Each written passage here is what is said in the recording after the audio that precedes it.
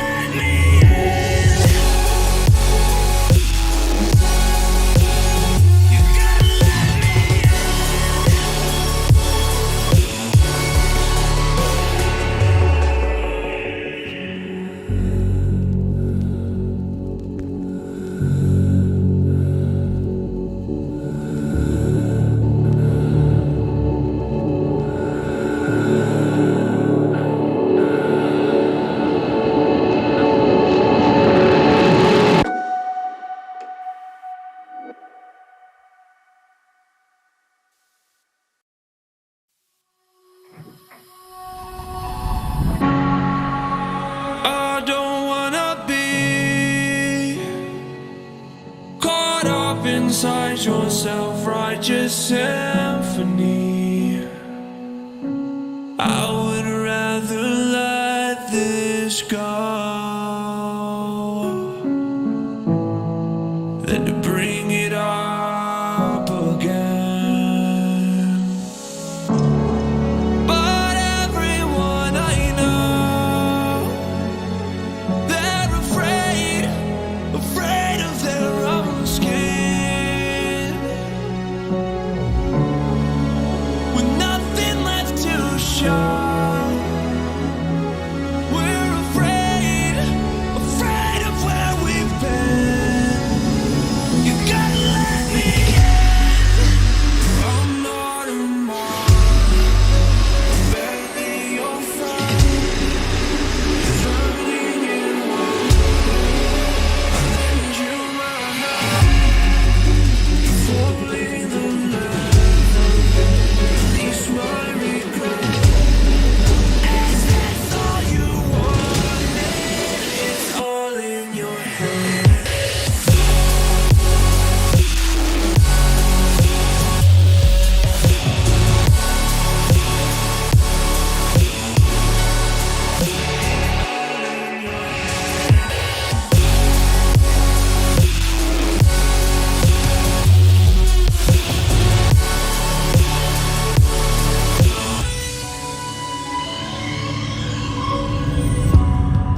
The voice in the back of my head, the choices that we can't forget, the poison we take with regret. Rejoice 'cause they haven't found you yet. 'Cause everyone I know, they're afraid of their own skin. With nothing left to show, we're afraid of where we've been. You gotta let me in. I'm not a mark. Bury your friend. Drowning in water. I lend you my hand. Falling the leather. Release my regret. Is this all you wanted? It's all in your head.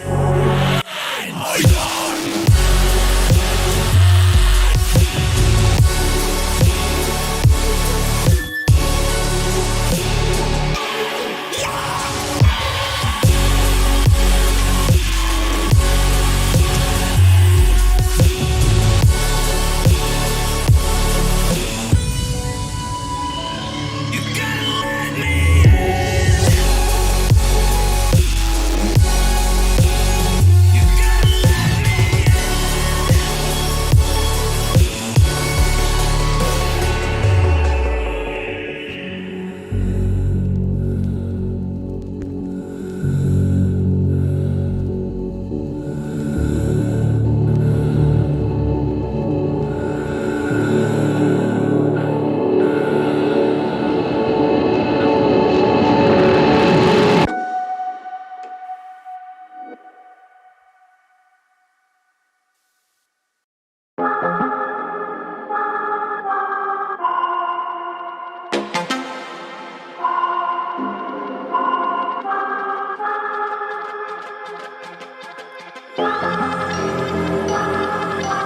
I'm not gonna lie to you kids, it's a f***ing jungle out there.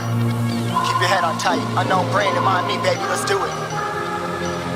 Y'all see me flying, never drop down, smoking high, I am not round, I'm not round, no denying what I got now, keep an eye out, keep it locked down, see me flying, never drop down, smoking high, I am not round, I'm not round, no denying what I got now, keep an eye out, keep it locked down, you're too strong, wanna battle with the beast, just bring a few on. The commander and the chief, all my crew on. Bullets rattling and whistle at your toque. Never sleep, eyes open, hands clutching on my loop. This a war zone.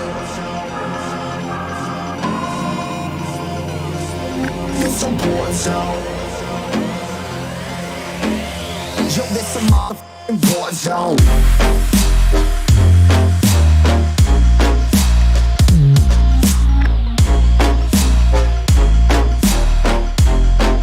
This a war zone.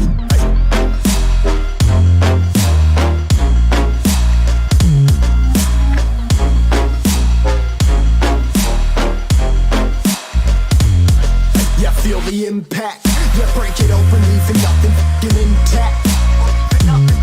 Hey yo, you been hacked. You're safe, hard in, but I found it, homie, been cracked. Hey yo, we been back. Your band stacking, see you flexing with the thin stack. Hey bitch, you been whacked. I kill 'em all, feel a motherfucking impact.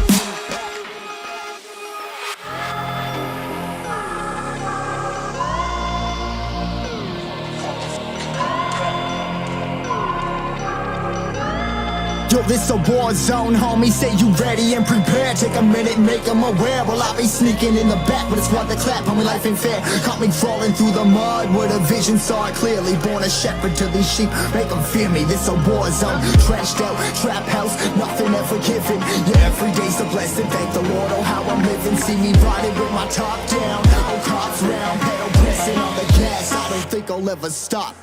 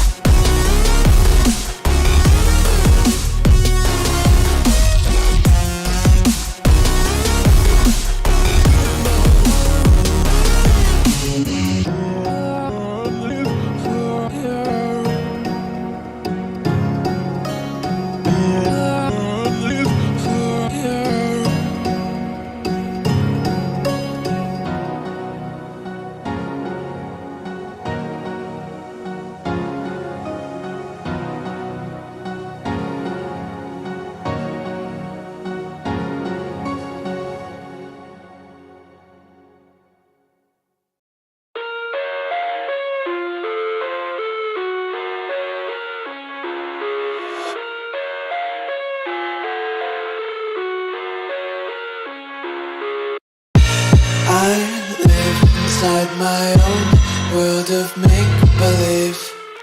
Kids screaming in the cradles, profanities. I see the world through ice covered in ink and bleach. Cross out the ones who heard my cries and watched me weep. I love everything. Fire spreading all around my room. My world's so bright, it's hard to breathe, but that's alright. Hush.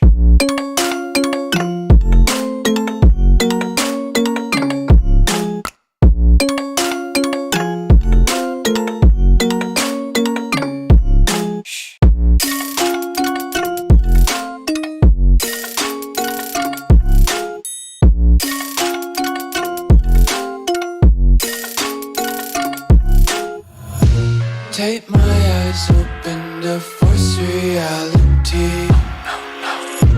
Why can't you just let me eat my weight in glee? I live inside my own world of make-believe. Kids screaming in their cradles, profanities. Some days I feel skinnier than all the other days. Sometimes I can't tell if my body belongs to me.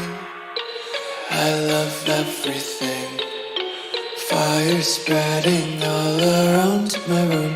My world's so bright, it's hard to breathe, but that's alright. Hush.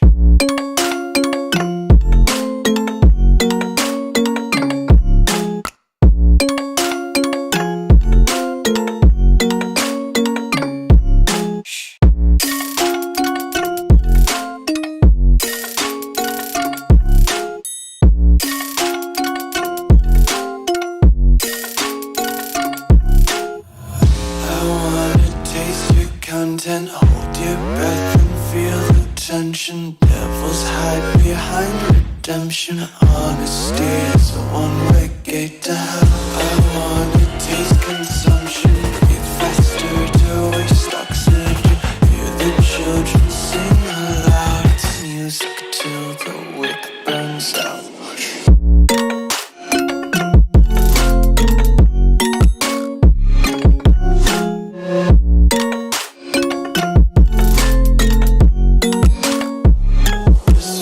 Be carefree lately, yeah.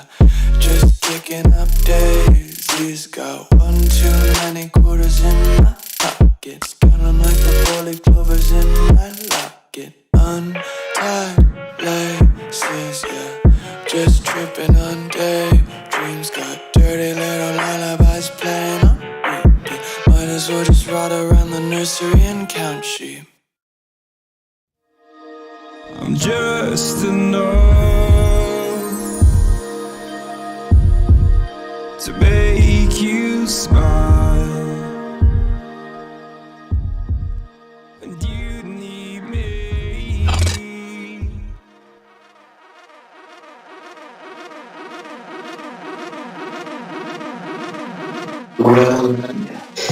Dude, it's all good. I feel refreshed, man. You know, what break is so necessary?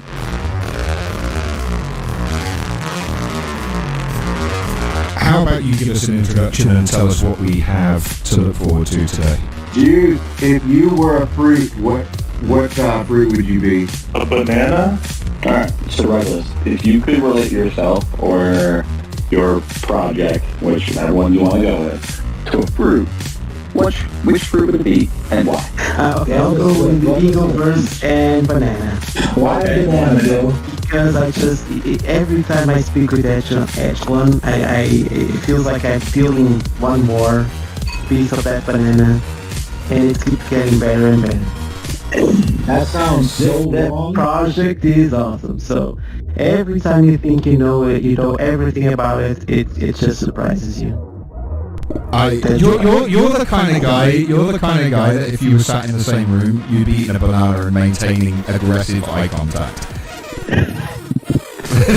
That's the kind of. Pushing the entire thing into his mouth at once. Yeah. I think the thing that we'll focus on this week is making sure that you stretch. I don't know. I reckon a coconut, a green one. A green coconut. Okay, we've had coconut before, but not a green one. Why? I don't know, you gotta go through the hard stuff before you can get to the good stuff. So Yeah, thanks for asking. I think I would say probably a mango is like a fruit that you think is like pretty good, but when you actually bite into it, you're like, oh, this is delicious and amazing. It's like I'm all about trying to make things fun, make things enjoyable, and maybe a little bit surprising. Like, you know, your own mentality can make such a big difference in your life, your positivity and stuff. And I really, really enjoy being in spaces with all the people here, the other spaces that I've been in, and learning from everybody. So I get really excited, and I hope other people do too. Hello, everybody, and welcome to the Crypto Lamb Show. I'm just getting set up here, adding the camera. There I am. Hello. Hope you're all well. I'm going to start dragging everybody up into the appropriate channels now. We have Fizz.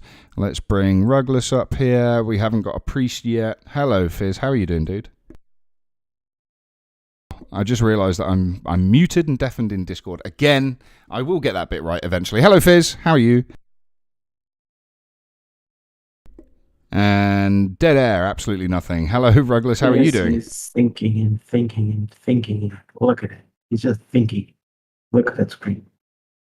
The audio quality in here is not too great. I think we need to go and get some nitro boosting done in here. We will. I'll get you. If we can wait for me to finish my walk, I'll put a couple boosts on. I just I don't understand why it doesn't follow me everywhere outside of that. But we'll get at least one or two today to help out today for sure. I'm doing one now. Thank you. Well, yeah. The reason is, and for people out there listening, is as we grow, we have to use our Discord more, and we have to try to make sure that we do that properly. So thank you, everybody, for being here and listening to as we kind of troubleshoot through this on our Friday. But we're trying to make it a better experience for everybody. So thank you all. Couldn't have said it better myself, absolutely. And, you know, I just want to mirror what Pre said there. You know, all of you guys that tune in every single show are absolutely critical to what we do here. So just, you know, massive thank you to all of you. You guys are awesome and epic and, yeah, just wicked. I've just noticed that Jaden from Space Bank is not in the green room anymore. So where's he gone? I'm not sure, but we'll have to drag him up, right? When we there he gets is into the green room. Yeah, cool. All right. So you got to grab him and then drag him up. Yeah. Done that. So if you haven't worked out by now, we have an awesome show today with an awesome project, and that is Space Bank. And they've been going absolutely hammer on Twitter for the last week, talking about this because I think they've got a lot to say. So I think we should just go ahead and do that. So Jaden, welcome to the show. Tell everybody who you are and what you do. Hey, what's up? Thank you guys for having me. So I'm Jaden, and basically I'm just the owner of this project. So I help run everything. Work with the devs and the marketing team to, just make it as successful as possible. Awesome, man. I like that. Not a lot of people saying I'm the owner. I like that you're kind of owning up to that. Yeah, I mean, you got to take responsibility of your work. And I'm pretty proud of what we put out so far and what we're going to be put out. For sure. So for those who don't know, what is Space Bank? And what is it you're the owner, obviously, but you know, what is your role specifically? What do you do with Space Bank? Once you tell us what it is. Yeah, so basically all of the ideas and work behind the games, and then basically just building up the project, the server and stuff like that. Basically just the original ideas. I think you gotta stop selling yourself short there, big guy. Jaden. I mean, yeah, it's just working with the dev team. It's just telling them my vision, bringing it to life pretty much. Oh no, am I getting rugged? What's happening?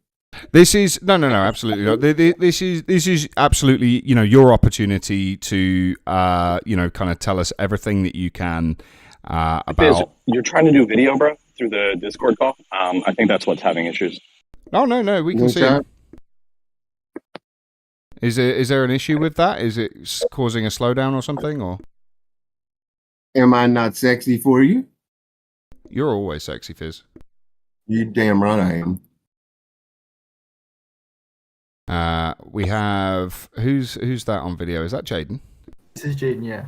Hey, Oh, cool. Awesome. A guest in video. Use them, not me. yeah, man. Like normally we don't get the guests on video. Some people like to remain anon. You know, you are a little bit fuzzy though. I don't think there's much we can do about that. Again, I think it's just Beard, bro. yeah, no, Thank you. I think it's just you know, we need to obviously, you know, get those nitro boosts in like we said that we were going to. So, oh no, there we go. It's cleared up a little bit better now. So remember, guys, like we're in Discord, obviously, and there is a channel in our Discord that says stream conversation. I can't look at that and have the camera on at the same time, which is a little bit of it's kind of gimped me a little bit. So my esteemed co-hosts, if you could let me know and just kind of grab those if there's any questions in the stream conversation area, that would be great. So the tagline on your website, Spacebank, everyone's one stop to sell and swap. So tell us about it. Sure, yeah. So basically, the Space Bank is we actually just split it into two main parts. So we have the safe trading service, which we actually are going to be calling Quicken Trades, and what that is going to allow people to do is basically trade NFTs for NFTs without the need of a marketplace. So they won't need to necessarily pay with straight Matic or Harmony. And on release, we are looking to have it released on 5 different blockchains. It's not cross-chain yet. That's going to be an update in the future. So you'll only be able to do, say, Polygon to Polygon or Harmony to Harmony. But there is going to be 5 chains on launch, and it's actually going to be launching tomorrow. And then the very next update for it is going to allow the trades of any combination of ERC 20, 721, and 1155. So is that taking from, like, if there's a collection on, you know, X marketplace, for example, is it just kind of taking, you know, that and displaying it on your site, or is there a bit more behind it than that, in the sense that, you know, the owners have to put those on the site, set their prices, and so on and so forth? So currently it reads from NFT key. However, we have an option on the site to actually apply and have your project automatically load into your inventory. And even if it doesn't automatically load, you're still able to import any token address you want and trade it that way. Okay, I'm trying to get my head around how this works. So, like, if for example on NFT Key, I've got a project and I have my royalties and everything set up there, so it's just going to grab that for yours, is it? So no, say you have a project and you have a really high rarity rank NFT, and I have a bunch of really low rarity rank ones, and I really wanted yours. I could trade, say, 5 of mine for 1 of yours without the use of any tokens, anything like that, all in one trade. Oh wow! Okay. So is that like an escrow? Would that be like an escrow service? Like if I wanted to sell Andy an NFT and we didn't know each other? Exactly. That's the exact. Okay, bingo. Trading. I like that concept. That's really cool. So, Yeah, you know, in terms of, like, you know, and again, forgive my ignorance, you know, it's, you know, obviously, you know, Web3 NFTs and things like that is still in its infancy. So, you know, you know, concepts like this, you know, that pop up, you know, I have to learn them fresh, right? So what made you think of this concept? You know, why is it, you know, what gap is it plugging, you know, that is, I'm trying to find the wording and I'm getting my... Exactly. Yeah, it's no worries. So basically, it's to help stop scamming. It's basically a scam prevention tool, so you know exactly what's going to be in the trade and stuff like that. Like, before you even accept the trade, it forces you to go in and view the NFTs to make sure you know what you're getting. And then, I just blanked. Reminds me of like Warcraft, when you want to make sure that you're actually getting 25 herbs for the silver dagger you're getting. That's cool. Exactly, yeah. Another like comparison could be like Steam trading. If you've ever traded items in games, it works virtually the same. So I have got a couple of questions, with regards to potential abuses and people botting and things like that. But before we kind of go on to that, tell us some of the highlights and features of Space Bank, and let's do the positives first, and then talk about potential, because botting is a thing obviously in the NFT space, as we found out with the Conscious Lines Gabe Weiss mint that was unfortunately completely hijacked by bots. I don't know if you heard about that, but essentially that is obviously a thing in the NFT space. So we'll talk about that in a second. I don't know if you've got an answer for it or not. Sorry to kind of bombard you with that, but tell us about the features of Space Bank and what makes it unique. Sure. So then, on the other side, besides the escrow stuff, we're offering basically a game hub. So we have two unique Space Bank games that we're creating. A heist game where basically you'll be able to rob a bank and run away with the crypto that you steal, as well as a card game, which is you'll have teams of mob bosses, and they have classes which are the same classes in the heist game, and it's basically the last team standing wins. And those two games have GSM wagering in them.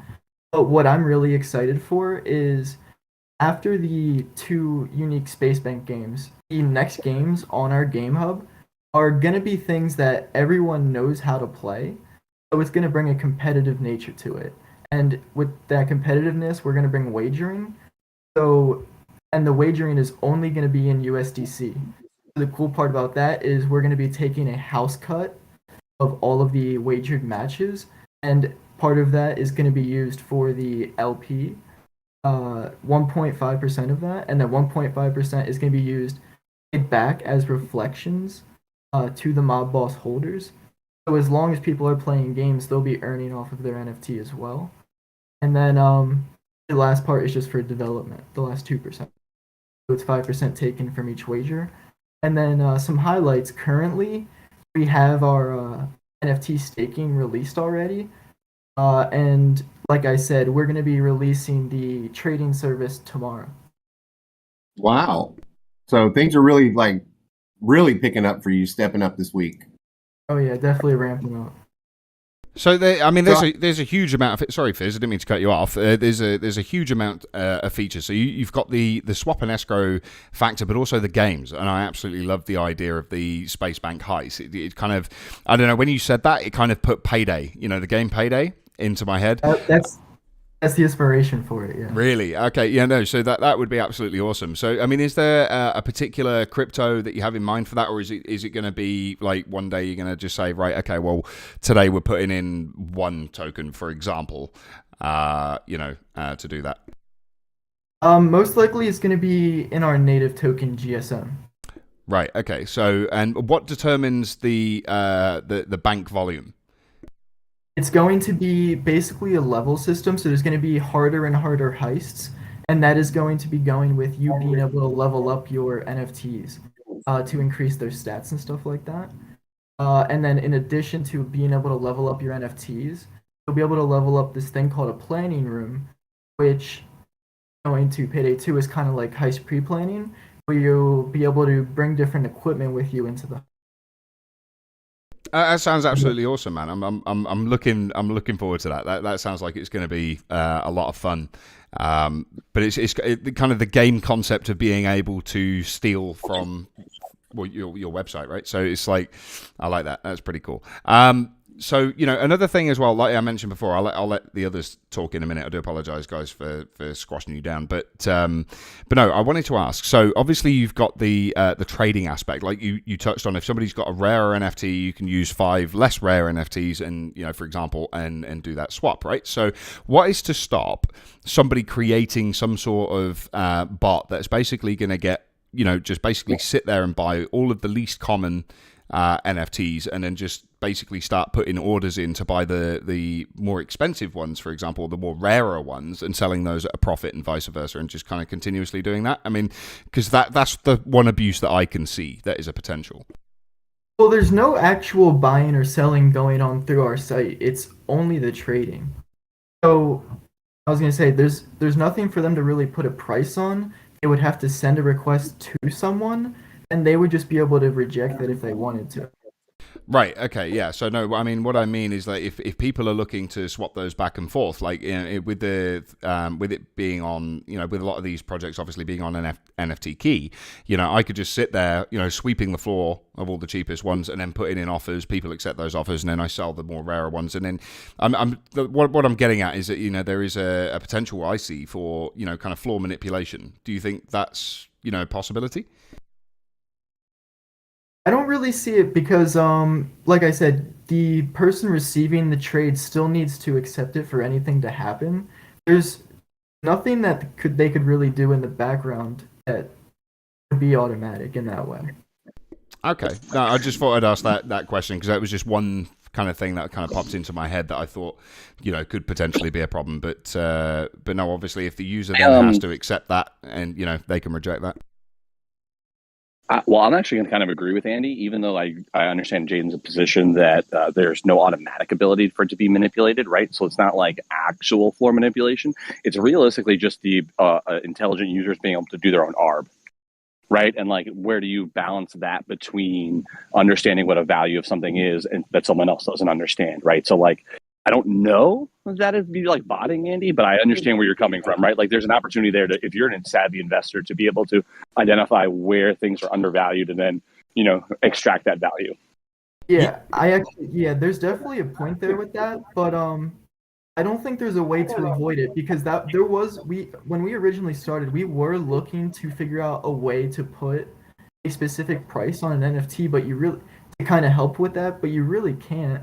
And then, like you said, we didn't really want to put floor price stuff because it could then be manipulated.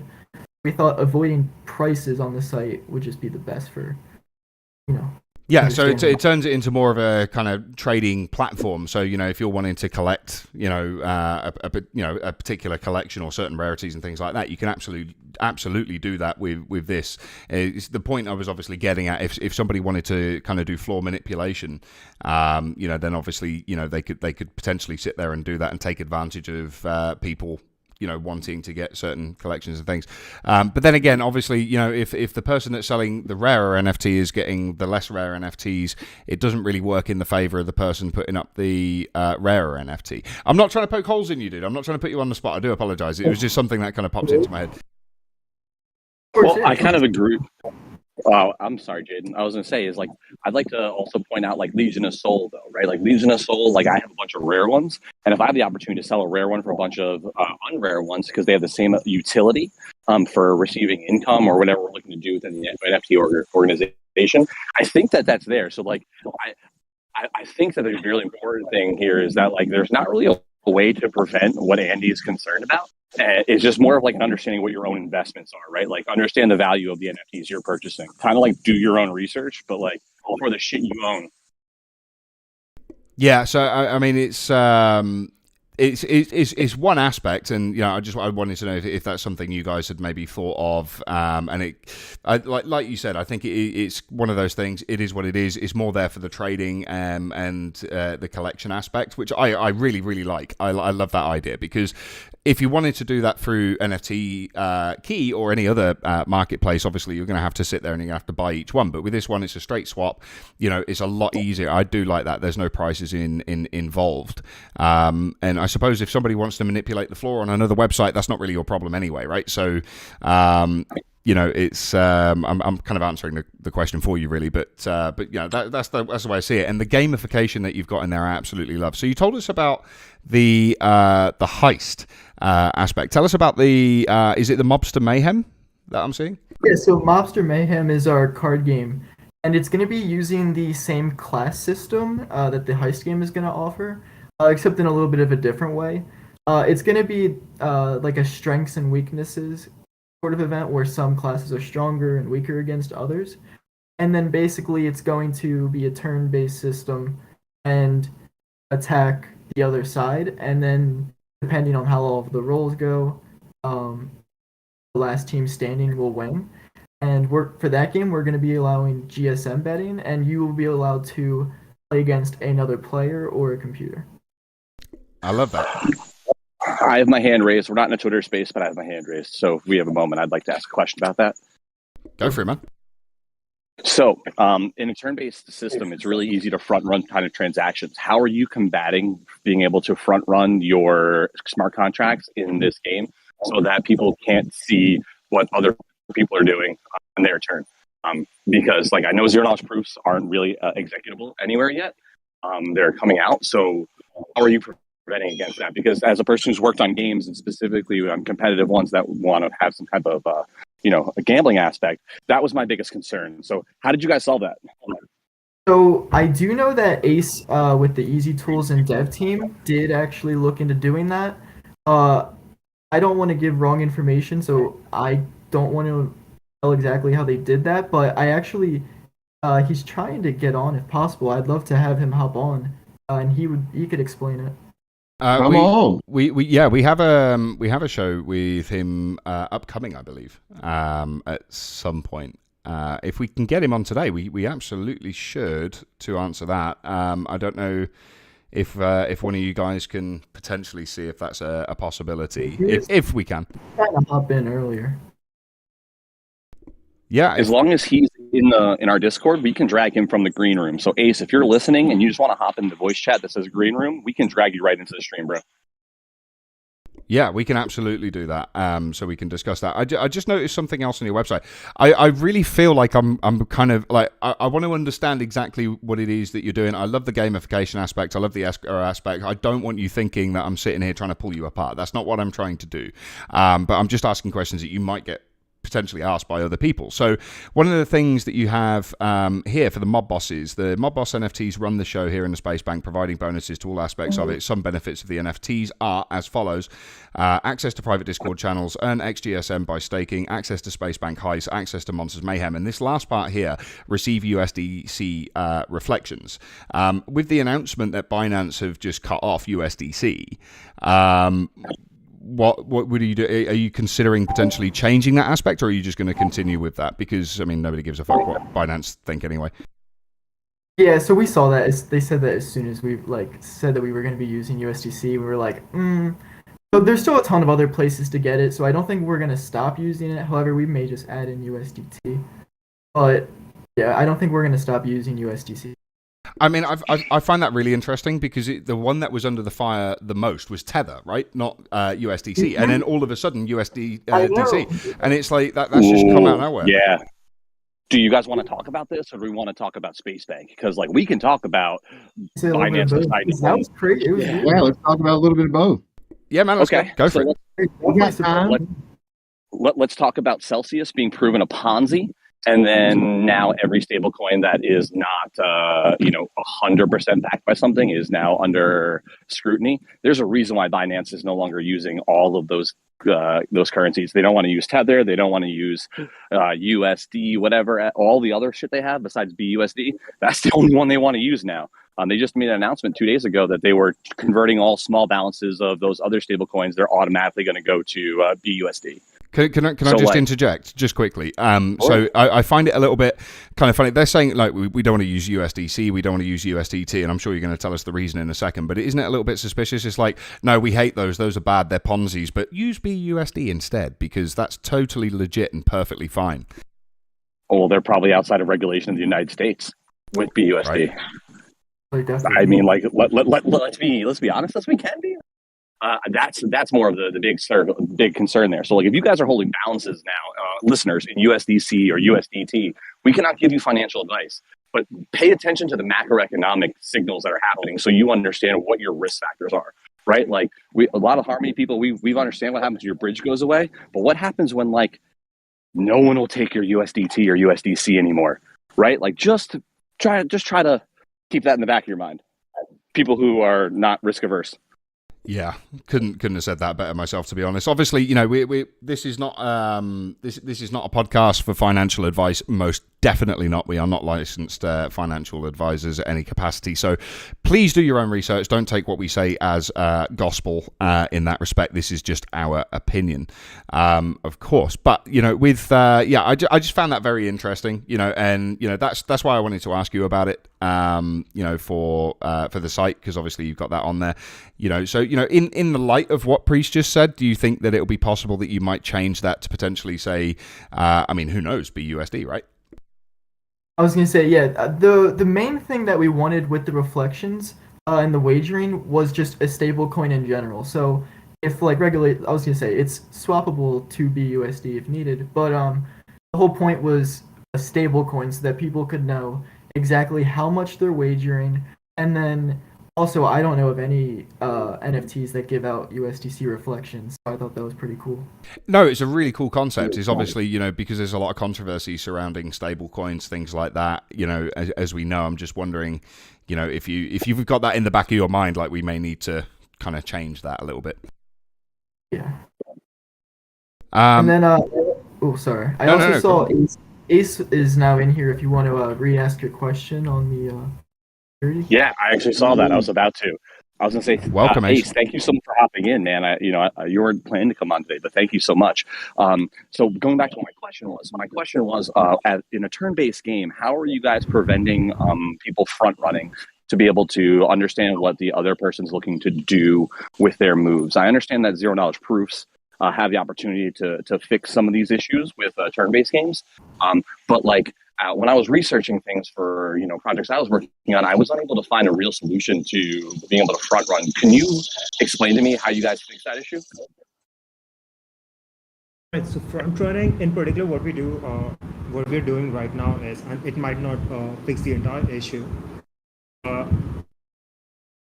Okay, so when the user actually lets the transaction go to sign the transaction through, we also store the transaction on our servers, right?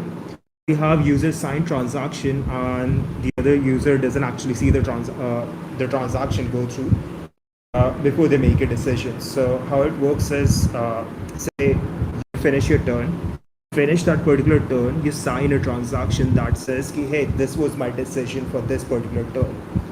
Store that usually in a centralized server, ideally on a decentralized game. After your turn is done, we let the other person know, hey, this was the move made in this particular turn. What is your move for this the next turn? Next person signs their transaction and the game goes on. This actually does two things, right? User doesn't get to change their moves after this deciding what they wanted to do, right? Is that not essentially the same as a zero knowledge proof in the sense that they're basically kind of blind, they're blind agreements or blind contracts, and then the system can obviously see the relevant information and then go from there, but the users can't? Is that not basically the same thing? Not exactly. Okay, so ZK proofs are actually the more ideal solution for this case. We both know that, right? But our solution is cheaper for everyone involved. What this does is it takes the security aspect of it, the transactional aspect of it from chain, it brings it off chain while still maintaining the security aspect of it, wherein the user can trust the moves they made because they're signing the moves, right? So and Ace, to give you an analogy, yeah. So it sounds like specifically that the way that you guys are preventing that is the churns are not happening at the same time. It's player A, player B, player A, player B, and you are not committing your turns at the same time, like a civilization game, right? And I think that's kind of the solution you guys came to, is not allowing the turns to happen at the same time, but allow it go back and forth. Sort of. That is actually already part of the turn-based game thing anyway, right? That's what turn-based usually comprises of. The thing is, can you find out before the other user has committed their move, can you find out what they're going to commit and then change your mind accordingly is what we're trying to prevent, right? Before the other user committing their moves, can you change your mind? is usually what we're preventing. But yeah, these are very micro cases, honestly. If we have two bots fighting it out, then that becomes a very realistic possibility.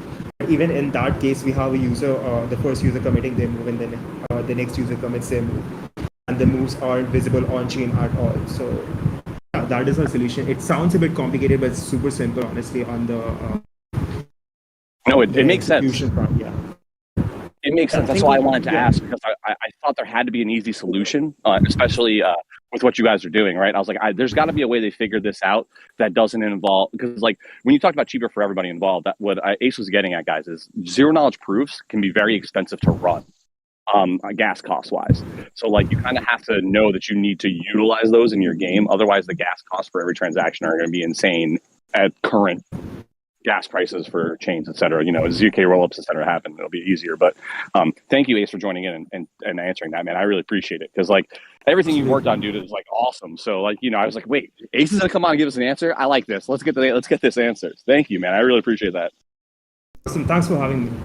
No, thanks, Ace, and you're going to be on in the near future, I believe, as well, aren't you? I've forgotten what date it is, but you're coming on very soon. I think it's the 14th. Yeah, I think it's 14th.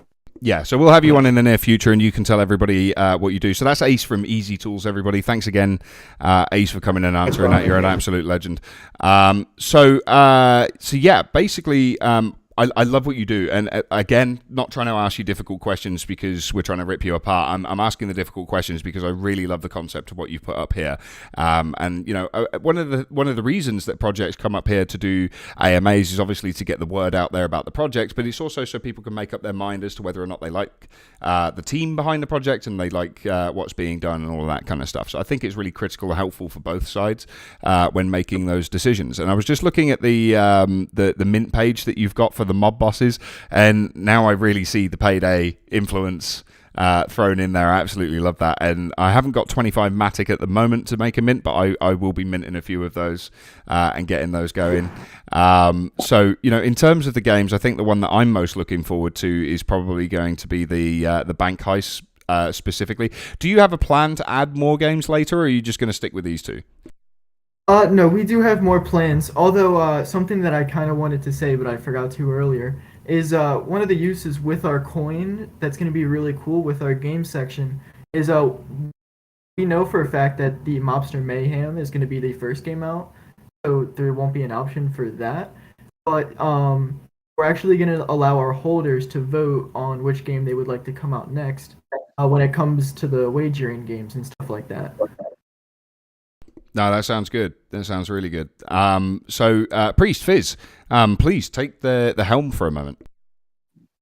So 5 chains, huh? That's a lot. What have you learned about the users on each individual chain? Tell us kind of the scoop, or what kind of users are on what chain.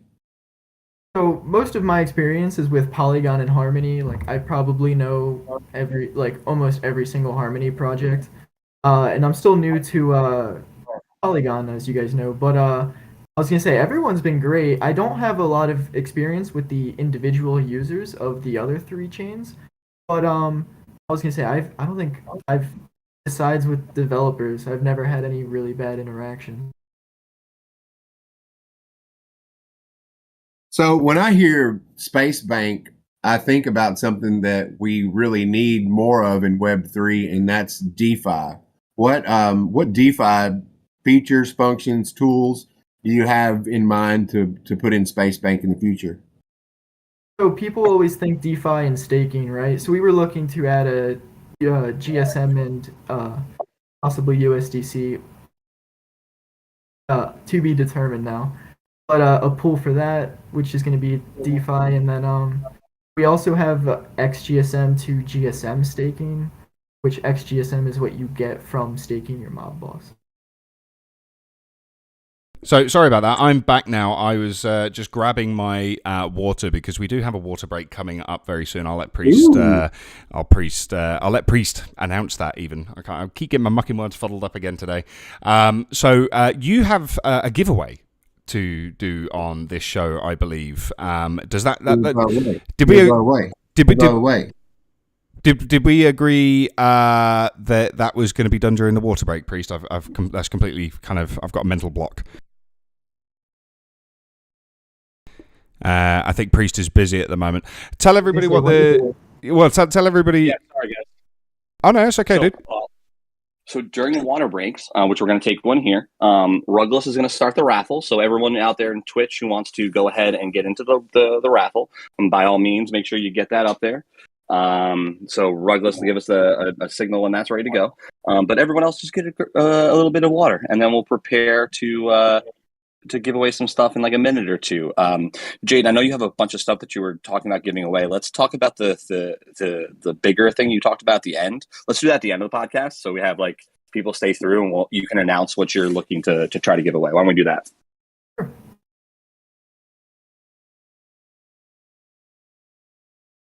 Wait, hold on. Just the first part. Right? Yeah, let's just do. Let's hold off on the giveaway of the money that you'd like to give away. Let's do that at the end. Let's do some of the stuff for your game to start with, so people can start building some hype. And if you have any pictures of the things that you're looking to give away, if we could put those in our chat, so we could put them up on screen, that'd be awesome. Sure, yeah, I can pop one in general. Looking to just give away a mob boss, pub a picture. Hell yeah, there's nothing wrong with giving away a mob boss. And I've been quiet, but I also played a lot of Payday, specifically Payday 2 with my friends. So, like, are you looking to try to bring some of the mods that people put into Payday into the game as like an homage, since it was such a reference? Or are you guys looking to just be like referencing what is one of the best, franchises in video games? Yeah, so I have to definitely agree, one of the best. But so we're just going to be referencing it. However, if someone were to like make a mod that attached to it, we would not be against connecting it in some way or allowing players to connect to it in some way.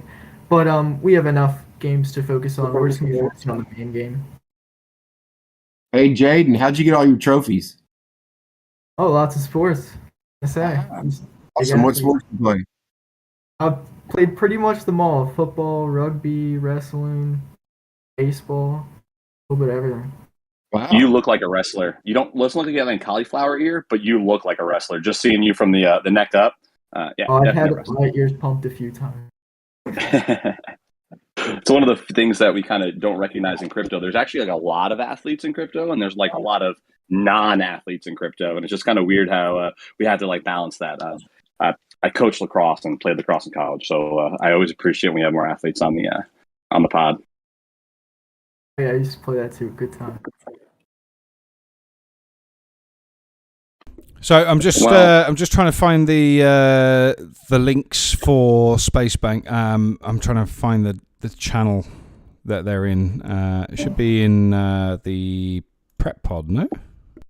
I just put a little PFP in the Yeah, that's up on the screen now. I was just looking for there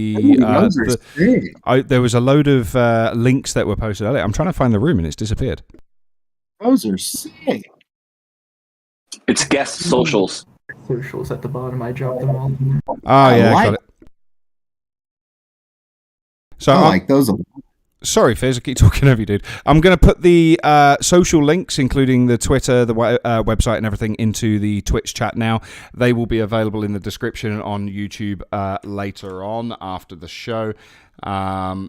The only sports Andy does is lifting beers. Well, actually, fun fact, I don't drink. I am teetotal. And also, from that as well, I am actually weightlifting as well. So I'm going to kick your ass as soon as I'm hench enough for saying that. Dilemma. Yeah, he can only lift up his keyboard, though, everybody. He's working on it, okay? I mean, that's a bit generous. It's a big keyboard. It's made out of metal. It's a Razer keyboard, so it's very, very heavy.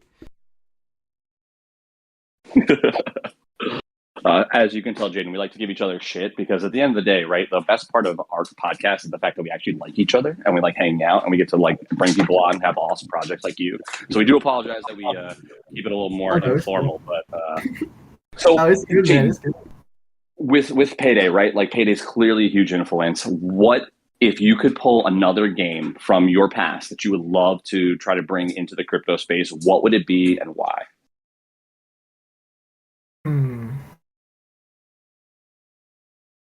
Probably GTA.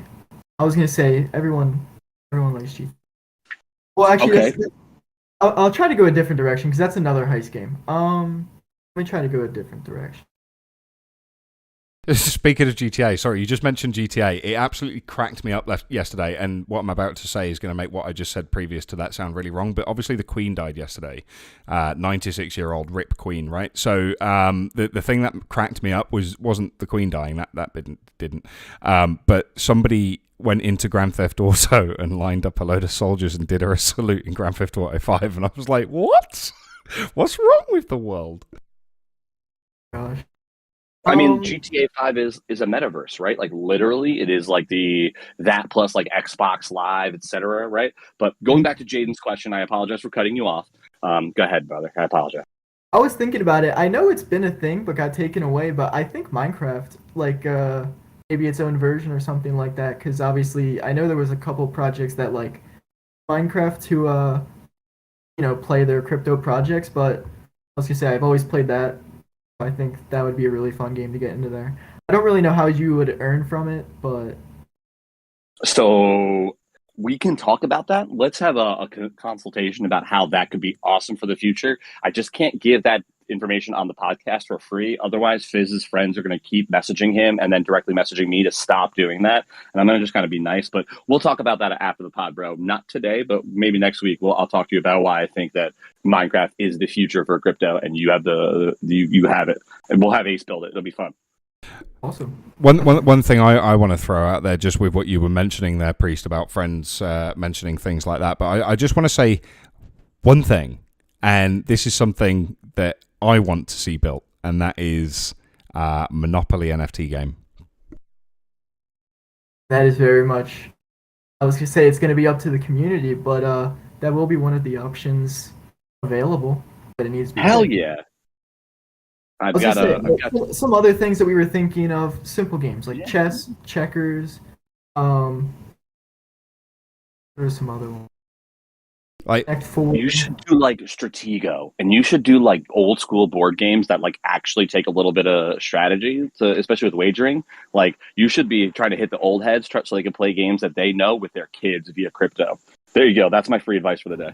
Clue. Yeah. Well, so yes, but Clue has to use $0 proofs. There's no way to do Clue without that. Yeah. So true. like yes, but I don't know. Have you guys ever played the game Coup? COUP? Like if you've never heard of it and you have Steam, go on Steam on their tabletop simulator, right? And it's free. You just download the tabletop simulator. The tabletop simulator is not free, but the games are free on it. And then download Coup, and you'll understand why I have the people at Findora trying to make that game for $0 proofs. And like by trying, I mean like they're actually making it. It's kind of sick. But it's like it's a wagering game with your friends. So like, dude, it is so sick. Anyway, I want to see more games on Space Bank, because Space Bank has got some really awesome stuff. And I want to say something that Jaden hasn't said, because I kind of pay attention. But guys, if you like Space Bank, right, and you don't know what you're doing, remember how we had Morsel Protocol on earlier? Morsel Protocol specifically told us how they hold a lot of bosses and they worry about, distributing stuff to their TradWife holders. Space Bank is a part of that program. So if you guys believe in what Morsel is doing, this is just a part of what Morsel is doing. And like, I don't know all the specifics because I kind of pay attention as much as I can, but baby. But I just wanted people to reference that as well. Like, if you're a TradWife holder, you're already part of Space Bank. And if you're not a TradWife holder and you like Space Bank, you should probably be a TradWife holder. Maybe. I don't know. Not financial advice. Yeah, definitely. We work very closely with them. Love the guys over there at Morsel. And then with the game stuff, yeah, there's so many different games that we can put out in the future. There's just so much room to grow. Just keep putting games out. So I'm really excited for Space Bank, and I love the gamification that's absolutely coming there. So for the payday aspect, like how much do I need to pay you to see that Crypto Lamb gets an NFT mask for the heists?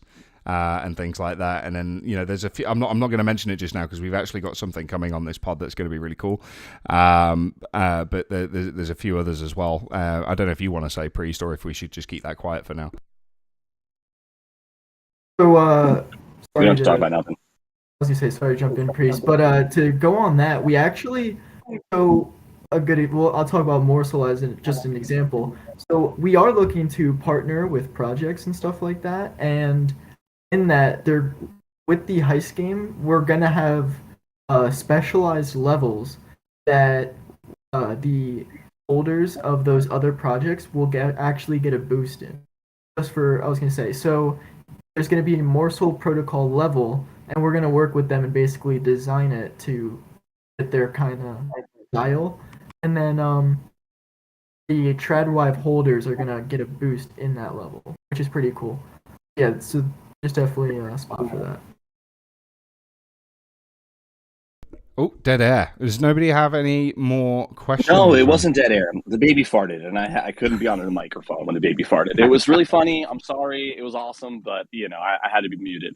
I just think it's really awesome that we're able to get a bunch of projects that are actually interconnected as we head towards the growth aspect of getting through the bear, right? Like we all kind of experience the financial loss aspect of what we should expect from projects during the bull run. But now that we're in the bear market, we kind of have a change of our expectations of what we expect from projects, because we've recognized the problems that we've seen in the past. And I just like that we have so many good projects that are actually interconnected across multiple chains, because it like makes life easier as a person who's trying to learn, right? Like I don't always have money on every chain, but like if I know that I like a project because of who they work with and the people I trust, it makes it a little bit easier to be like, all right, I'll figure out how to fucking move my money, right? Like I'm a little bit of a boomer, but I like that. So Jaden, thank you so much for coming on it and being willing to talk with us about that. Is there anything else that we haven't covered regarding Space Bank? I feel like we've learned a lot, but I feel like there's probably more that we haven't learned. Let me think. Because once you're done, we're gonna get real weird with it, bro. So it's gonna be fun. Yeah, I'm trying to. I mean, we covered the major bases, and I wanted to, just get across that we're gonna be releasing the escrow service tomorrow. That was a big thing that I just wanted to get across. But other than that, I think with the games and stuff, I got most of it.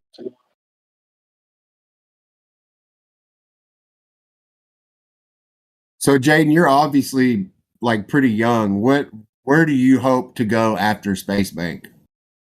So I'm hoping that Space Bank is going to grow enough to allow me to focus on it full time and develop these games full time. Yeah, I was gonna say that's just the goal with it. So I mean, well, that's okay. Oh, sorry. No, it's okay. As I said, that's okay. There's nothing wrong with having a goal that which you're working towards right now. It seems like you probably work real life right now as well. What do you do currently to help support your hobby? Yeah, so right now I'm just a loan officer in the U.S. I just help get mortgages and stuff like that. I feel that there's a lot of people who worked in crypto from that kind of industry. It's interesting when you worked in sales and finance that you recognize that things that have value will only be going up in value generally.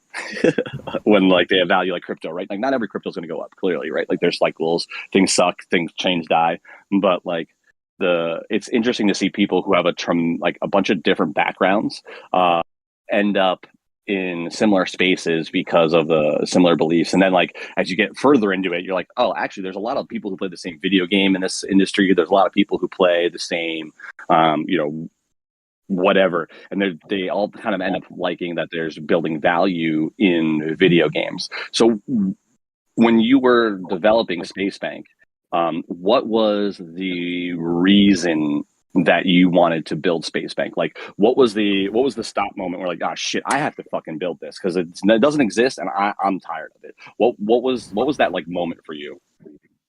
Yeah, so there was two, because like I said, we have two main parts of Space Bank. With the game section, it was while I was working with Oneverse. I don't know if you guys know them, but I worked with them for a long time on their staff. And, I liked what they were doing and how they were building things, so I was like, I really want to, start building in the space myself. And then with the escrow, oh my gosh, I remember I was in a call with a bunch of friends, and there's this project called Cosmic Universe, and they just had a really big mint, and they finished all of their stuff. And in the Discord, there was a bunch of stuff about people getting scammed, and me and the guys actually found the wallet address, and there was like 500K of stolen funds in that thing. So we were like, all right, this needs to get fixed. and we built the trading service. I think that's a very noble thing to do as well. Anything that can, work towards negating potential scams is a plus in my book.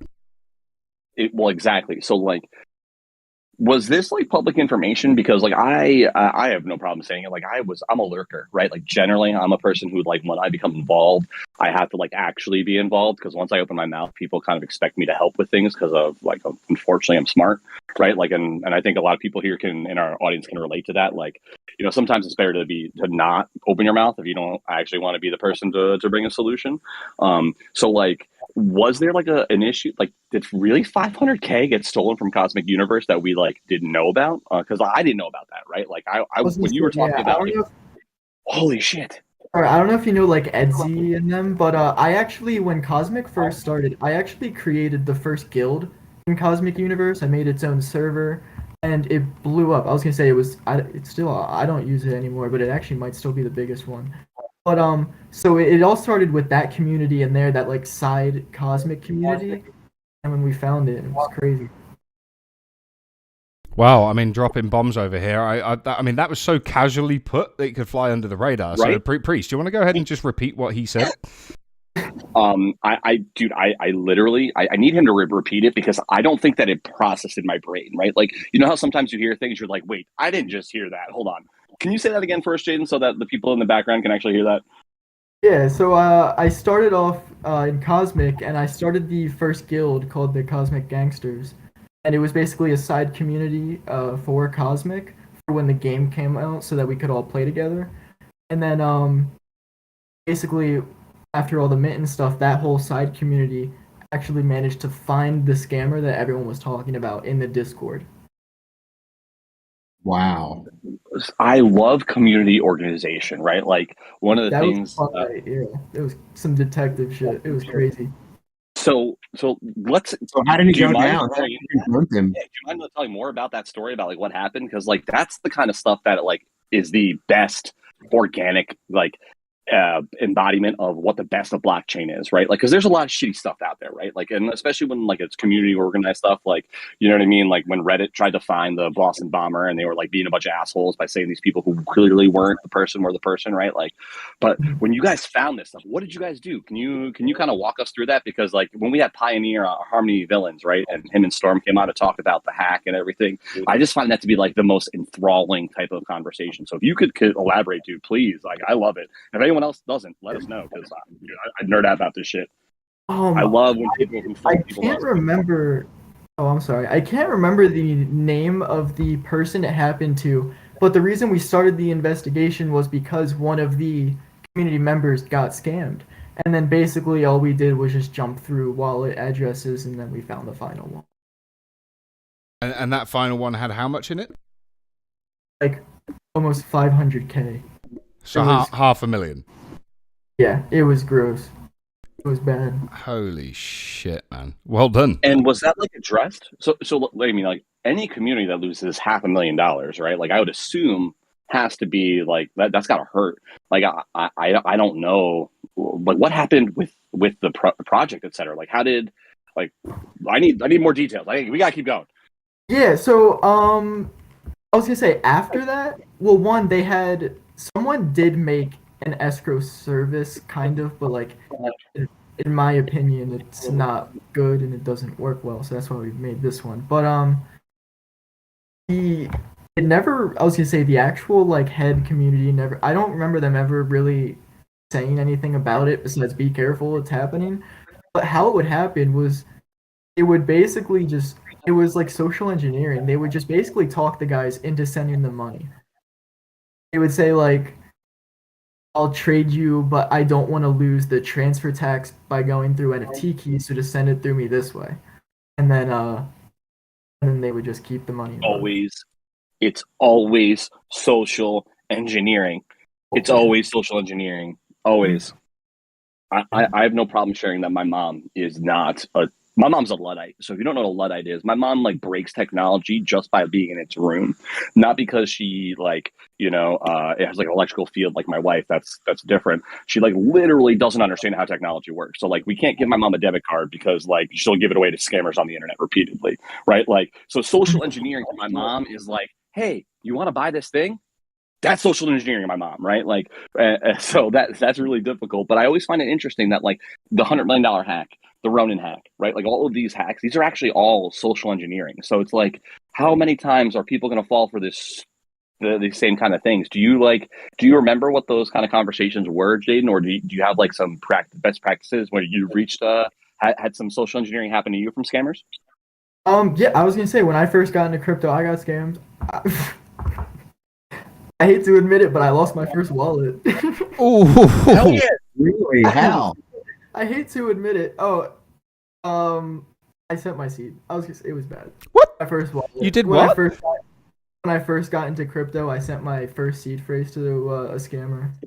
Oh, actually, I appreciate you sharing that, right? Because like, I have no problem saying that. Like,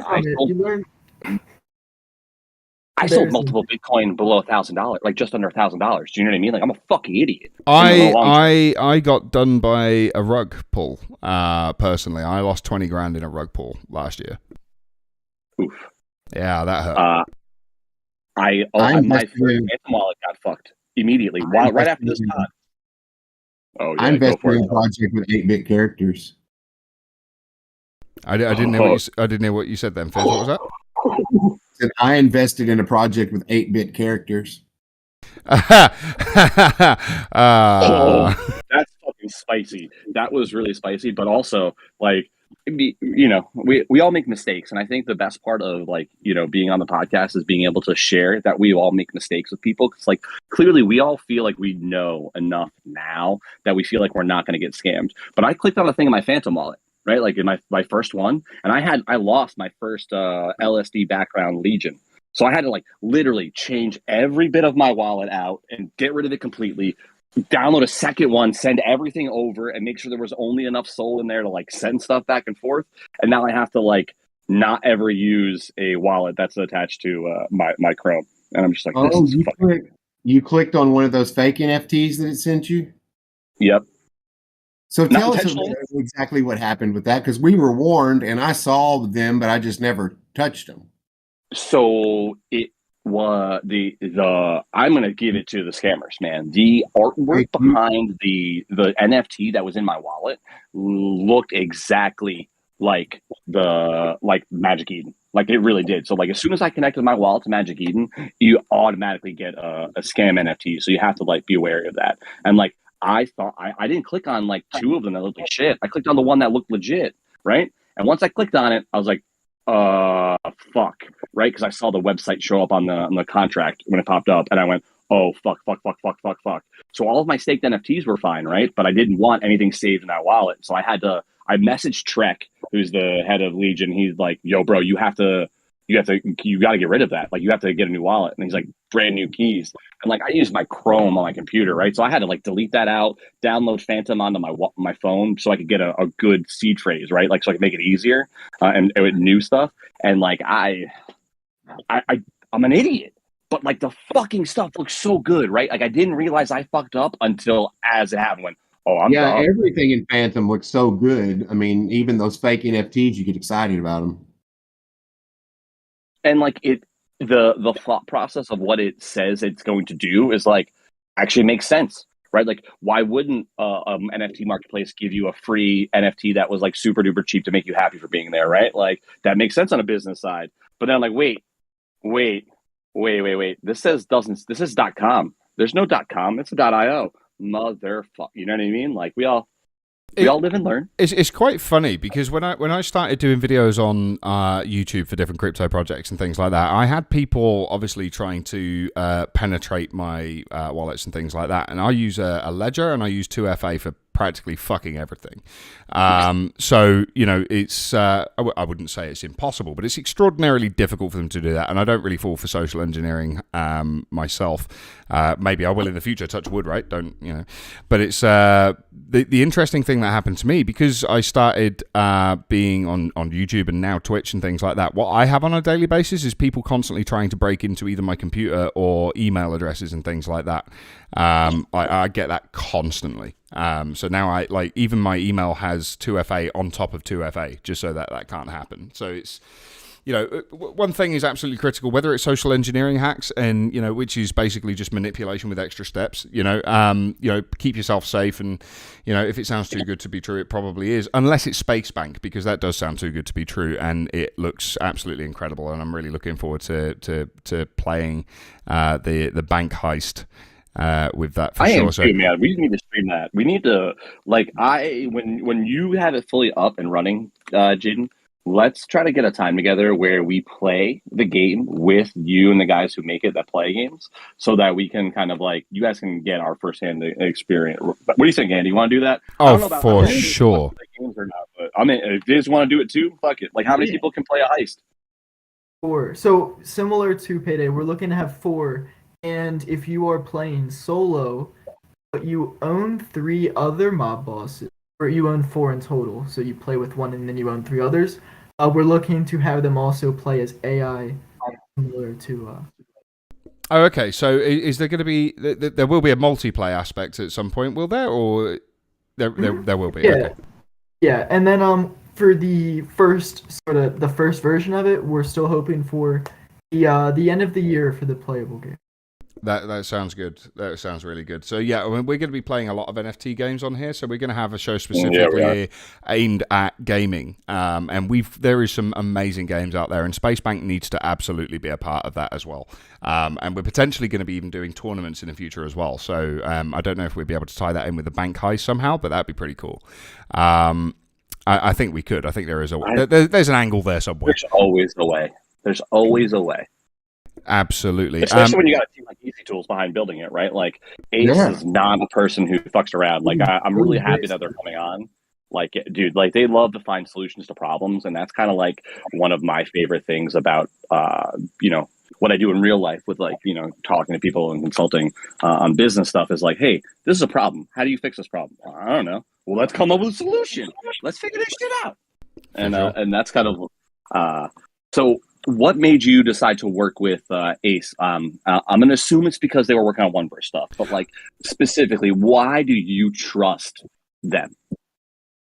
Yeah, so I was going to say, so we've had, and all of this is very public, we didn't delete any of it, you can go up in our announcements and see it, but we have had dev issues in the past with them holding a site and stuff like that. So I actually, with us working with Oneverse, Damp, the old owner of it, I don't think he's the owner of it anymore, but when he was the owner of it, he connected me with Ace, and he was like, listen, I trust him, he's done good for us, he'll do good for you, and he's just been doing great stuff so far. I love it when a good team comes together. Sorry, Fizz. Ace has got a great reputation. I just want to say that publicly. Yeah, he does some great work.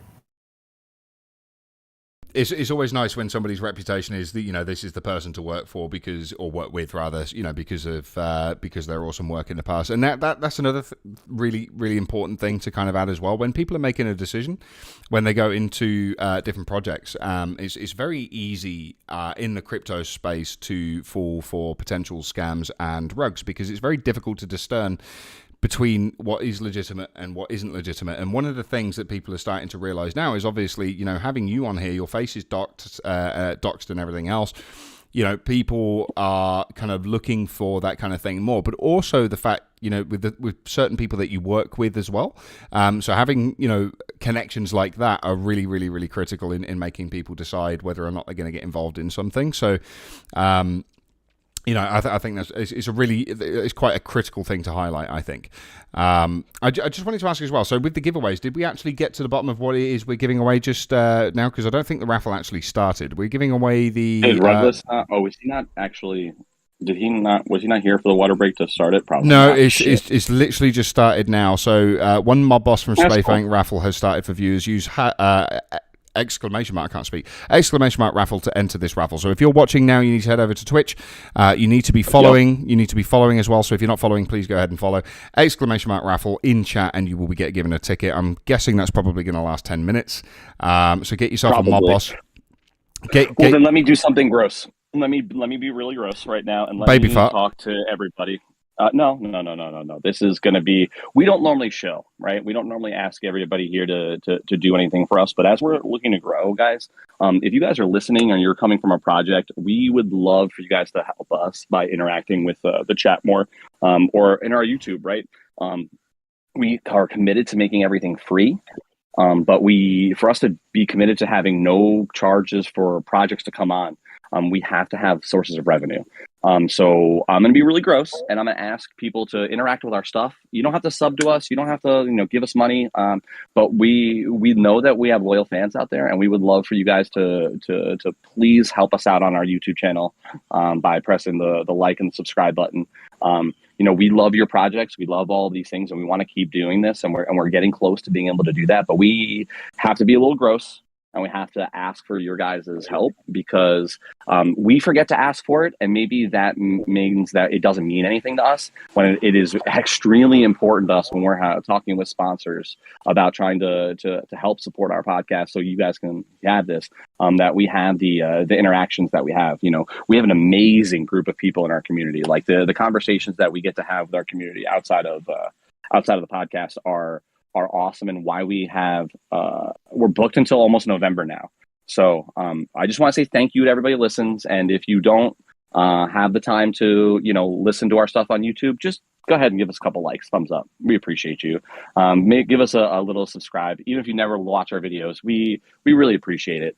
The more we're able to show that our community grows as we bring more projects on, the more likely we'll be able to do more awesome things for you guys, and be able to work on those tournaments and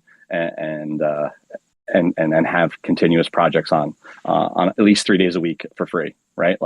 I think we're really committed to not ever charging people to come on. I think that we all kind of think that's dirty. So we appreciate you all. Thank you. I'm sorry that I talked for so long about that, but at the end of the day, we all want to continue doing this because we love this part of our day. So thank you guys. Absolutely. And, just kind of tag along to the end of that a little bit. One of the reasons that we are committed to obviously keeping everything free for guests coming on as well is because we want you guys to know that we're not a paid shill. We're not asking anybody to give us any sort of payment for asking the right questions. And if you guys do have any questions, even if they are difficult questions, we will put them to the guests that we have on, not to try and ambush people, but just so everybody is on the same page and keeping safe, because that's what we want, right? So, Jaden, tell us, I really don't want to kind of sit here and is there something we're missing with Space Bank that you're really excited to tell everybody about, or do you think we've covered everything? I was going to say, just the release date, can't forget it. Tomorrow, you'll be able to trade any of your NFTs. That's the major thing. Hell yeah. Be on the lookout for our games, and once GSM is available, you'll be able to vote on the upcoming wagering games that you'll be allowed to play. Awesome. So tomorrow, is there a specific time tomorrow? I think it's going to be just noon. Okay, so noon tomorrow. Noon EST, sorry. Noon EST tomorrow. Look out for that. Head over to, and I will put the links will be available on the replay on YouTube. After that, I will populate those. I'm going to put the links again in a minute in the Twitch chat and YouTube chat as well, so that you guys can go ahead and get those. So make sure you go out and check spacebank.app, which is the website there. Yeah, spacebank.app. I have got that right. So go and check that out. And if you want to get involved tomorrow at noon, is where you'll start to be able to really interact with things properly. I think the mint, you can mint now, right? Yes. You can currently mint for 25 Matic. Yeah, so for 25 Matic, you can get yourself a Mob Boss. They look absolutely awesome. I'm definitely going to be getting one of those. Obviously, as many will notice, that there is a lot of inspiration from Payday as well. So did anybody enter the raffle? Everybody entered the raffle. Literally everyone. Woo! Oh, did we go over both giveaways or just the one? No, we haven't done that. Don't worry, man. We're not done yet. So we're just making sure the first thing. Yeah. We're not going to forget the big raffle. No, we're not. Yes.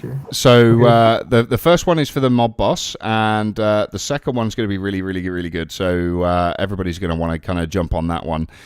If you're not currently watching on Twitch and you want to get involved with that giveaway, then you need to be over on Twitch.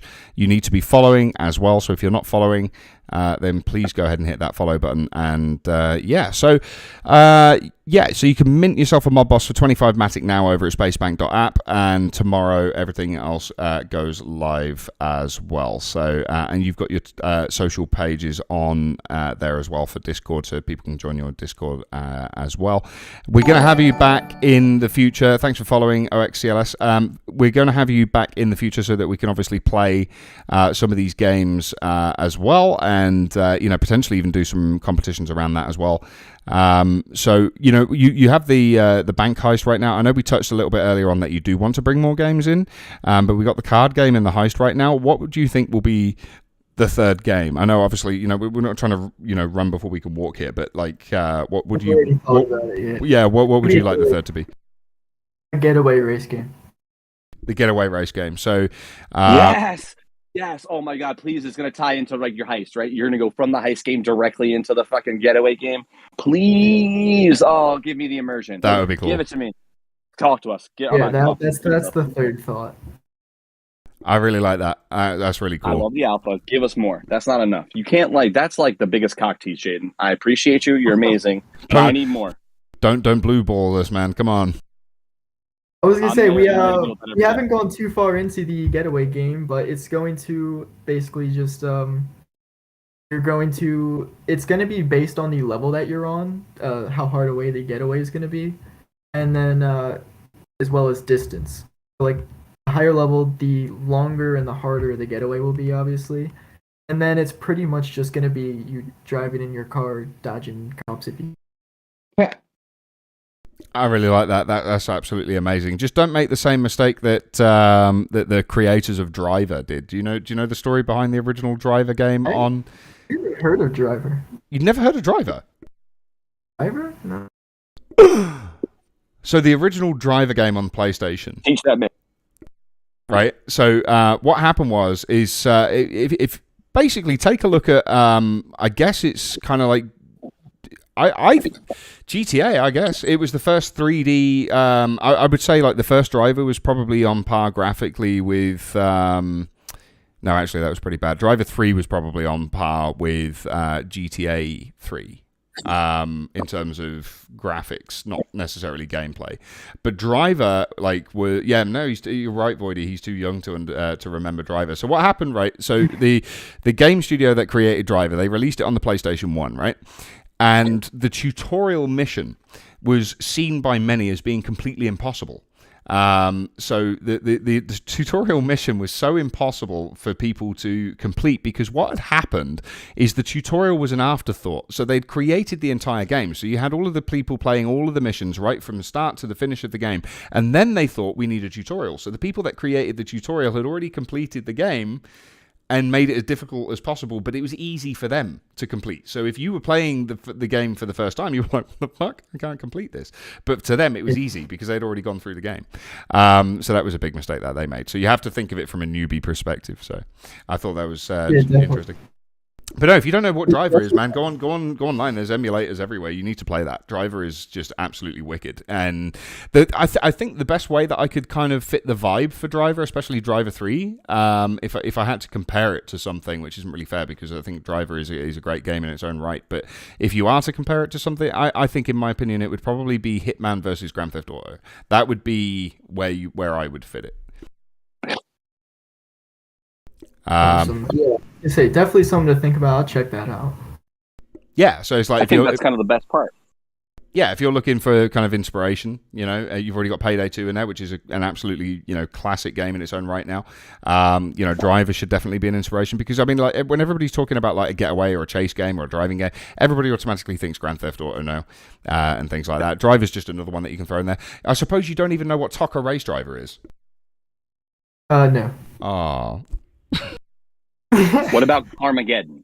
Did you play Carmageddon? No. Oh my God! All right, cool. Ready? I've heard of that one though. I've heard of that one. Where we gotta go to Twisted Metal next? Oh, dude, Carmageddon is like the best game ever. That should be on blockchain. Hey, Carmageddon should be on blockchain. Priest, you really want us to show our gaming age here? Monster Truck Madness on Windows 95. Woo, bro! Come on now. Yeah. Come on now. Come on. Redneck Rampage. Old school Space Cadet Pinball. Oh, I'm gonna fuck you up now. Echo the Dolphin on Atari. RoboCop on Spectrum. Oh, that was on Spectrum. Shit, I was wrong. That was on the ZX Spectrum. Oops. And Paperboy. Oh, I'm sorry. When my dad got rid of my Atari, when we moved, I was like, I don't know, 8 or 9. I was like, what? I cried, and he was like, "It's a fucking gaming system. You're an idiot." I'm like, and now I still come to him when I go home now, and I'm just like, "Hey, remember that Atari that I kept perfect that we could have just kept forever and then sold for a lot of money?" He's like, "Shut the fuck up." I'm like, "It's a video game." I'm like, yeah, well, they're only the most important part of media for the entire generation below the age of 40, but that's okay. Let's we don't talk about that. Jane, what do you play in your free time? Games you play in your free time? What do you do? Because if you're building a game on blockchain, right, and you want to be in charge of that, you clearly like games. So what do you play? What do you do when you need to de-stress? Yeah, so GTA, of course, Payday, one of my favorite games. I don't know if you guys heard of a game called Warframe. I really enjoy. And then absolutely. I have these swings every few months. I'll go on a Minecraft spree, but I was gonna say that comes and goes.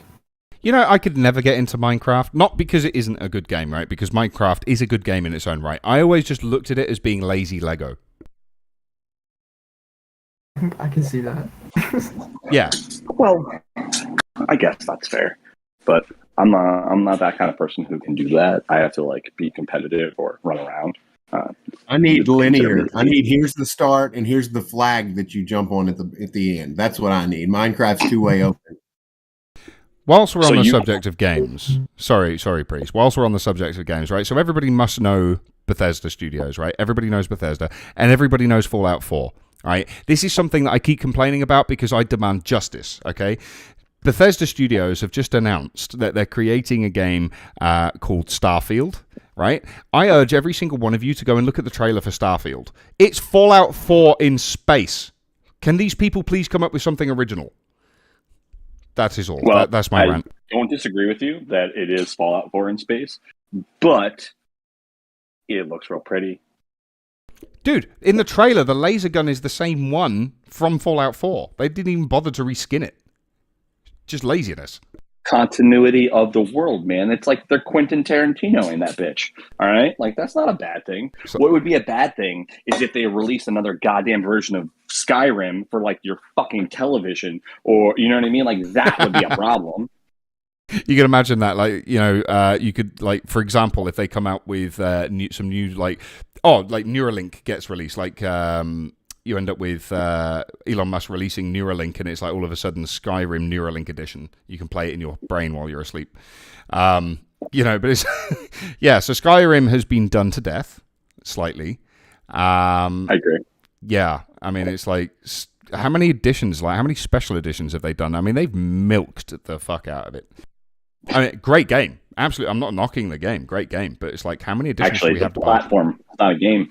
Skyrim is not a game. Skyrim is a platform for modders to be able to build their own world within Skyrim. And that's why Skyrim has the staying capacity it has now. That's why people will buy the $50 version on every single console they have, whether it's a PC, an Xbox 360, an Xbox. Now, I'm not calling out anyone in my own house by saying that. I'm just saying in general, there's a reason why those people... I was calling out my wife. I'm walking outside now so she can not yell at me because I'm outside. But she's awesome and she loves Skyrim. But I can only hear. Have you actually played Skyrim unless you've modded the game properly so that all the dragons are Thomas the Tank Engine? Just saying. One, they all have to be Thomas the Tank Engine because that's my favorite. But I'm sworn to carry your burdens is my favorite response to my wife now when she asks me to do something and I don't really want to do it, but I'm going to do it anyway. That's what I say to her. That's the kind of relationship goals I have. But yeah, man, I love Skyrim. Actually, I think Skyrim is great. Skyrim was great though in 2012. I want more high def Skyrim. If you're gonna release Skyrim, I want to feel as if I'm walking through the fields in Gladiator, right? I want to feel the wheat touch my hands, right? Release me Half-Life Alyx Skyrim in fucking VR. Give me something I want. That's the thing. That is a thing. Okay. Half-Life Alyx is in VR. No, I know. That's what I'm saying. I want the Skyrim in VR. Oh, it is with the Half-Life. Oh yeah. Yeah, you can get Skyrim in VR. That is a thing. Dude, see what happens when you become a boomer? You forget what happens and how things grow. Yeah, you can get Fallout 4 in VR too. Well, yeah, but I don't want to play Fallout 4.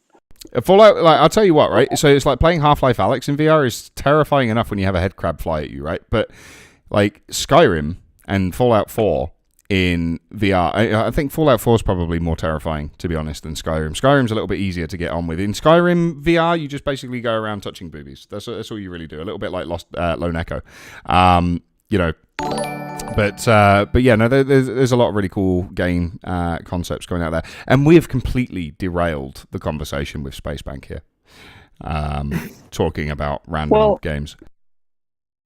In fairness, I mean, we could go into like GTA and Payday more. I'm down with going into Payday. So like, I mean, we can go ham right now. So like, all right. So with your Space Bank, right? So if you're talking about how you want to have your prep room, right? And so our prep room, we're going to have the ability to set up before our heist, right? Like, what levels of inspiration are we talking about from Payday? Are we talking multiple steps in our prep? Are we talking like that's kind of an iterative process that's going to continue to evolve? How do you plan on bringing replayability to a game that has replayability built in because of difficulty change, but it also can kind of get very stale? You know, Playdate, like, clearly game out forever ago, but you have to keep buying new stuff to kind of keep it fresh. How are you going to combat time issues with like a heist type game, right? Because once you know how to beat it, you know how to beat it, and then it's an efficiency race. It's not a how do I solve this problem. So how do you guys going to combat that?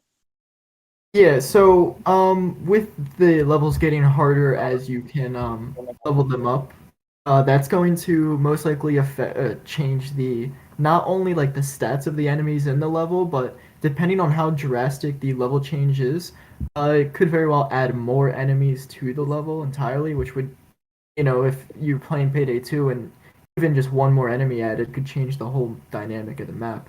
So that's one thing. And then with the planning room, it is taking a little bit of inspiration. It's not multi-step like Payday 2, but it has the same sort of items that you would see in the Payday 2 pre-planning, like thermite paste, C4, like bolt cutters, that kind of stuff. Awesome. And like Payday, is it going to be so people who haven't played Payday, okay? Payday is specifically a bank heist game. You end or other locations, right? And you end up loading up in a van and you get dropped off in the area, right? And it's a first person shooter. There's a couple of ones that are really easy to do at like the hardest level. There's like an easy bank heist, you know, and you kind of get punished for killing people you're not supposed to kill, all that kind of fun stuff. But with Payday, when you are setting up things, you have the opportunity to blow stuff up. There aren't like, you can't blow up any wall, right? Like you have certain areas that you can interact with and utilize those things that you bring in for your prep. So are you going to stay true to that, or are you going to try to bring more of like destructible world aspects from like a Battlefield type games into Space Bank? Because like yeah, we're definitely going to stick to the Payday style of certain things destructible and certain things not.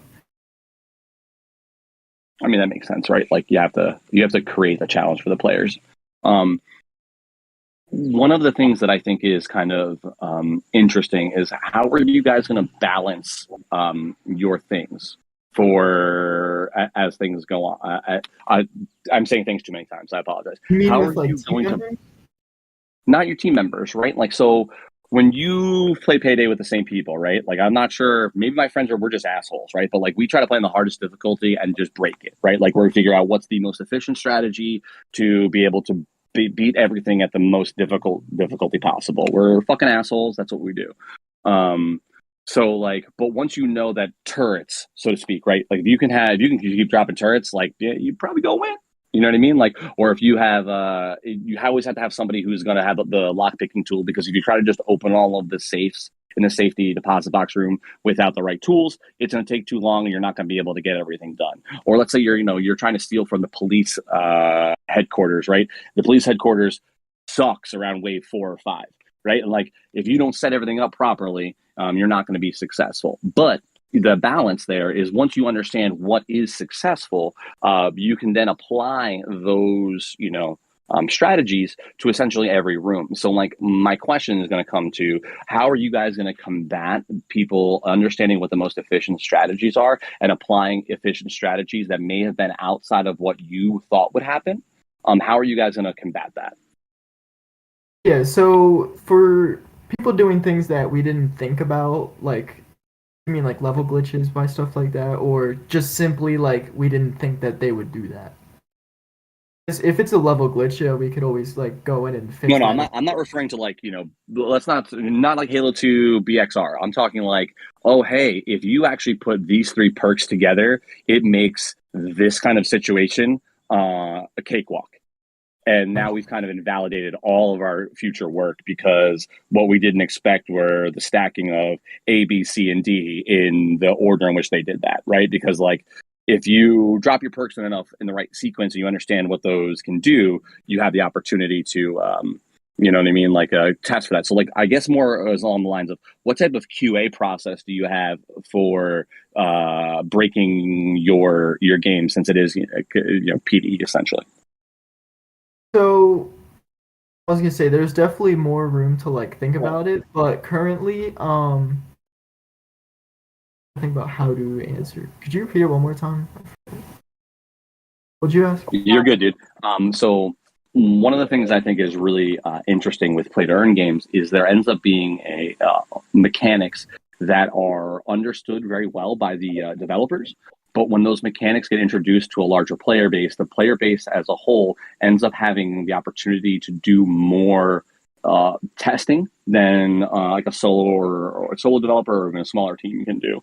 So my question was like, how are you guys getting ready to combat that potential issue, right? Because like when you launch a PvE game, like in an environment, right? Like you have to account for what the players are going to do. So I guess is right. You have. Well, what's the best analogy I have for this in a video game, right? Like, when developers first started putting out like raids on consoles and like Destiny, right? Like they didn't expect people to throw a grenade on the ground and the fucking boss to just walk off the ledge, right? Like they never expected that, and then players clearly replicated that every single time to beat that encounter. So, like, what do you guys have planned to prevent against that kind of stuff? Yeah. So for I guess just to start, so to sort of introduce people to it and make sure that they actually know what's going on, different things are going to be introduced as the levels get harder. So the first few levels are mainly going to be taught or used to teach the players how to play the game and do stuff like that, so that they kind of do adopt the mindset that we expect them to adopt, if that makes sense. So, like, we can kind of predict what they're going to do in the games. But then, like I said, if there's something like with the raid example that you use, I see that more of like an abuse, and we would just simply patch or change that some way in that level. Yeah, I mean, like, I knew that wasn't a great analogy because I knew that was an abuse, but I was more of a. I'm not sure if anyone else does Destiny 2, but like. We would try to build layers for the player to sort of build their understanding as they go, so that they wouldn't, have a bunch of stuff in front of them and do something that you didn't think that they would do. I understand, but like,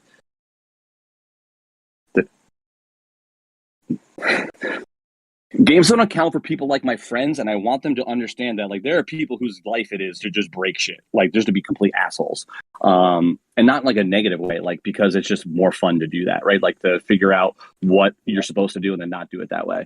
And I think without using that exploit, I think I can go to Destiny 2 and do like killing Riven, right? Like, and if you're a Destiny 2 fan, you'll understand what I mean. If you're not, here comes the story time, so I apologize, Jaden. Destiny 2 Last Wish took the longest raid for a console or shooter based raid to complete. It took almost 24 hours. Somebody famously finished it in 24 hours and 2 minutes to miss out on doing it the first day. During that raid, there's a huge number of encounters, a lot of different moving pieces. But one of the things that ended up happening after launch, right, it took about 4 weeks.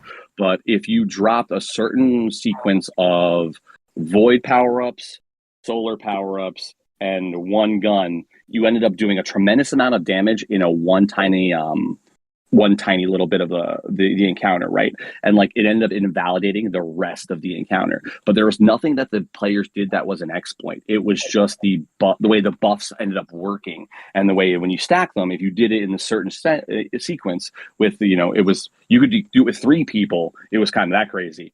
You could actually make that happen. So the reason I asked that is not because I'm trying to catch anybody out. It's just more of I like to see where people who make games come from, their understanding of what a game is, because I'm a firm believer that once you build something, you release it, it's like kind of the communities. And like you guys are clearly embody that with trying to use your GSM token to like influence what games come next. So I just like to see where people kind of decide on that, right? Because there's 2 different ways, right? You can patch out mistakes or errors on the coding side that allow exploits for the players, and that makes a ton of sense. I think every person can get behind that. But like power creep, I think is kind of more of where I was trying to get to. I don't like to like directly ask the question. I try to let people go to where I want them to. So sorry I didn't do that well enough. When you deal with power creep, as you get people who are more skilled, right, like they're going to have the ability to do things that even if you taught them what to do, they're not going to do it that way. So I guess my question more was, how do you see your team dealing with power creep, and what would you think is a good solve for that problem currently, like in the real video game world, that you would like try to emulate that? So I think it comes down to power creeping with like the payouts and then the stats of everything in there. So I think Ace would definitely be able to give a better explanation on how he plans to do that. But yeah, I'm really sure how to answer it. So it's interesting because like the kind of games you play are very, very different than the kind of games that I play. So it's just interesting to like see both sides of that, right? And not knowing is not a bad answer, right? Because the game's not launched fully. Like that's just an issue you see when you focus on like an MMO type experience where power creep ends up being something that changes the entire way a game is played. You play a game one way up until the end game, and then once the end game starts, you have to like do things differently, because when you're like 1,000 people playing, they come up with a lot of weird shit. Yeah, definitely. And I was gonna say my bad on that. It's really fun to listen to Priest absolutely nerd out with this, because it's like Jaden's sitting there right now. He's like, bro, it's not that deep. I'm just making a game, man. Chill out. It's actually really important to bring up, because I was going to say I didn't think about that, but now that's something to think about for building the game in the future. Important. And actually, I kind of it's not just Jaden that I kind of recognize has that, right? Like we all have our own sphere of influence and what like makes our experiences what we enjoy and what we're trying to bring to like the crypto environment, right? Like there's a reason why when we talked about what games he loves, they reference specifically the games that he's trying to bring, right? Like that makes a lot of sense, because one of the things that like, right, like you iterate on the things you already love to make those things better. So I appreciate that he understands that like that's important, because like not even like when I was talking with DeFi Tower, when we working on like why you have to have some things moving forward that they haven't announced yet, and I was arguing, and I was like, do you even play that type of game to understand that? And he's like, no. I was like, okay, cool. And then like, you just go ahead and reference all of the things that you've seen other games make that mistake on. And you have like the opportunity to learn from that. And like some people are really set in their ways and are not willing to have that like open conversation. But like Jaden clearly is. So like, I'm really happy to hear that. Like, oh shit, I didn't even think about that. Like that's important to know. No, it's fantastic to see the back and forth. It is absolutely critical, and I'm glad that's kind of made you think about something as well. And we're doing a service here, not just to our listeners, but also to yourself as well. I just wanted to say quickly, the raffle hasn't ended. Rugless, if you're listening, if you could go ahead and stop that and pick a winner, we need to do the final giveaway because we're going to be wrapping up here soon. So the raffle has now ended, and a winner is about to be picked for the Mob Boss NFT, and it is Nagarjuna 8. Not gonna work here anymore. Huh? Not gonna work here anymore. Oh, sorry. No, that's good. I liked it. I thought it was funny. I don't give a shit. Nugget, you gotta join our Discord, bro, or girl, and then we'll get you taken care of. Yeah, so like Pre said, join our Discord. We'll get you taken care of there. And for the next raffle, Jaden, do you want to go ahead and tell people what that is for? Sure, we have 50 USDC to give away. I don't know if you guys want to split it up among multiple winners or one really lucky winner. I was gonna say I'm down for however you guys want to split it up for the viewers. Do one really lucky one. Alrighty. Is that okay with everybody else? Yeah, man. Yep, Absolutely. absolutely, man. Yeah, so you heard it here. You got $50 worth of USDC. If you need that extra $50 today, then you are going to need to obviously enter. Rugless, go ahead and kick that off as soon as you can so that we can get that started. And obviously, once you see that goes live in the Twitch chat, you enter the same way as you did the last one. It's going to be !raffle. So keep an eye on that. It's about to go live. No Watson 280, not multiple winners, because that means you'll potentially win again today, and you've won too much. You're basically a millionaire at this point. Because you've won everything. Watson 280 at the end of the bear market is going to be fucking loaded from all of the shit they win during the stream, right? Like he wins like at least every other stream he's winning shit. So like Watson, can you do us a favor? Can you keep let's do a little thing. Can you keep a spreadsheet of all the stuff you win that you end up keeping, and let's like in a bit let's see how much more it's worth now than when you got it. If you're willing to do that, let me know. If you're not, that's cool. We'll try to do it ourselves. Yeah, and then we can boast to everybody that we gave away like, I don't know, $500,000 worth of prizes to one person. Hey, if it gets more people to hang out with the stream, man, you know what I mean? Like, I think we have a really good opportunity to talk to people and have like real conversations with them, right? Like Jaden's here with us and actually talking with us, not like, he doesn't have a script that we sent him of all the questions we were going to ask, right? Like maybe we should send a couple, but we kind of throw people to the wolves with us and hope they feel comfortable enough to share things. So I appreciate everyone being willing to do that. So thank you all. Well, Rugless he's used the DJ Audio Static fan art for the Crypto Lamb logo, and he wants to do the wheel. So I'm going to remove my camera so that we can do that. The wheel is currently on the screen. A very sexy looking wheel as well. I like that. What am I doing? Hang on 1 second. So if we do the wheel, which I'm more than happy to do, let me just make it a little bit bigger there. I think, have we got all the names on that, or are we? How else are we going to get more? Or have you just got everybody already? That looks so sick, by the way. I normally don't have the opportunity to look at like the wheel. That looks so fucking sick. Thank you, DJ Audio Static, for your amazing fan art. Yeah, man, absolutely. Just want to say, 35 Genre just said it's soothing and relieving being here today, listening to Jaden answer questions about the amazing project. Not easy for me at the moment because my girlfriend just broke my heart yesterday, but this program has given me a fresh breath as usual. I'm really sorry to hear that, dude. And, it's something that too many of us end up having to go through. We're here for you, bro. Yeah, we're glad we can be here for you. 35. We all know the heartache. Yeah, man. We've all been there. Like, we've literally all been there. And, like, I'll be honest, the girl I dated right before my wife cheated on me before we broke up, bro. So I feel you, right? Like, I feel you on that. But the people in your life are in their life for the amount of time they are for a reason. So, like, if they're not in your life anymore, that's because they're not meant to be, bro. You'll find the right person for you. Don't worry about it. For sure. Can do it, guys. Can I do the wheel? Yeah, so let's give away $50. The wheel is spinning now. I love the sound.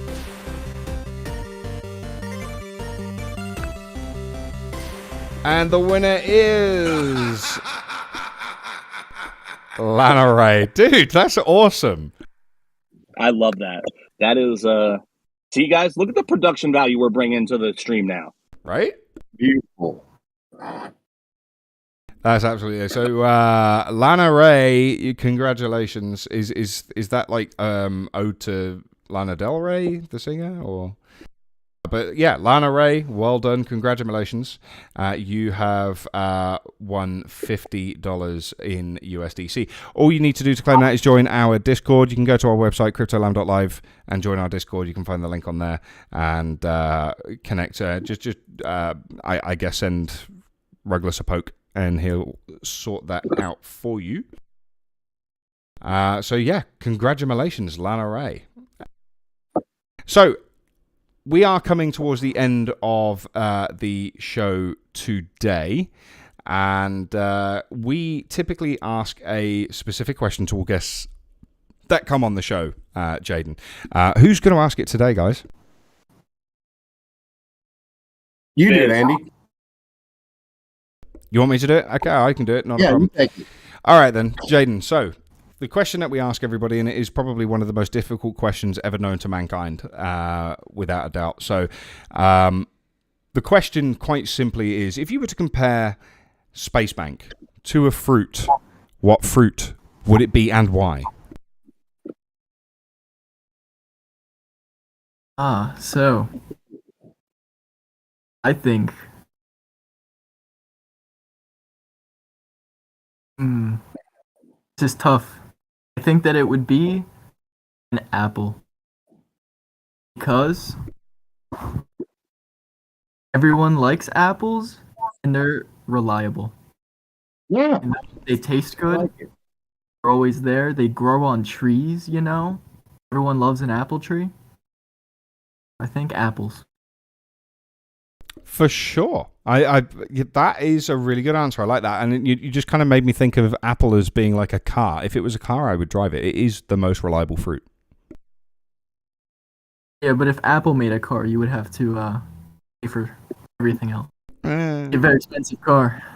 I'm the kind of person Dude, that would... cars are expensive right now. That's true. My fucking God. That's true. That's true. Dude, real talk for the listeners out there.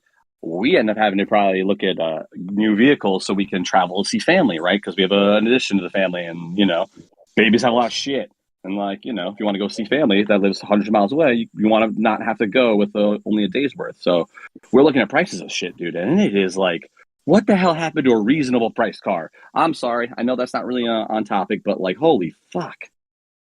A reasonable car these days is like a 2001 Civic. Right. Yeah, it's probably the most economical as well, to be fair.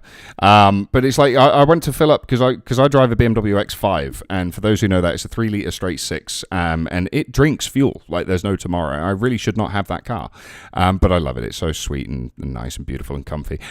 But at the same time, I'm going up, and it's €2, and €1 and $1 are on par, by the way. So it's basically $2 per litre of diesel right now, and it's like, I'm dying. How much is it in the US? It's like $5 a gallon. Oh, what's a gallon? I was gonna say 2.2 liters. Gallons. Right now.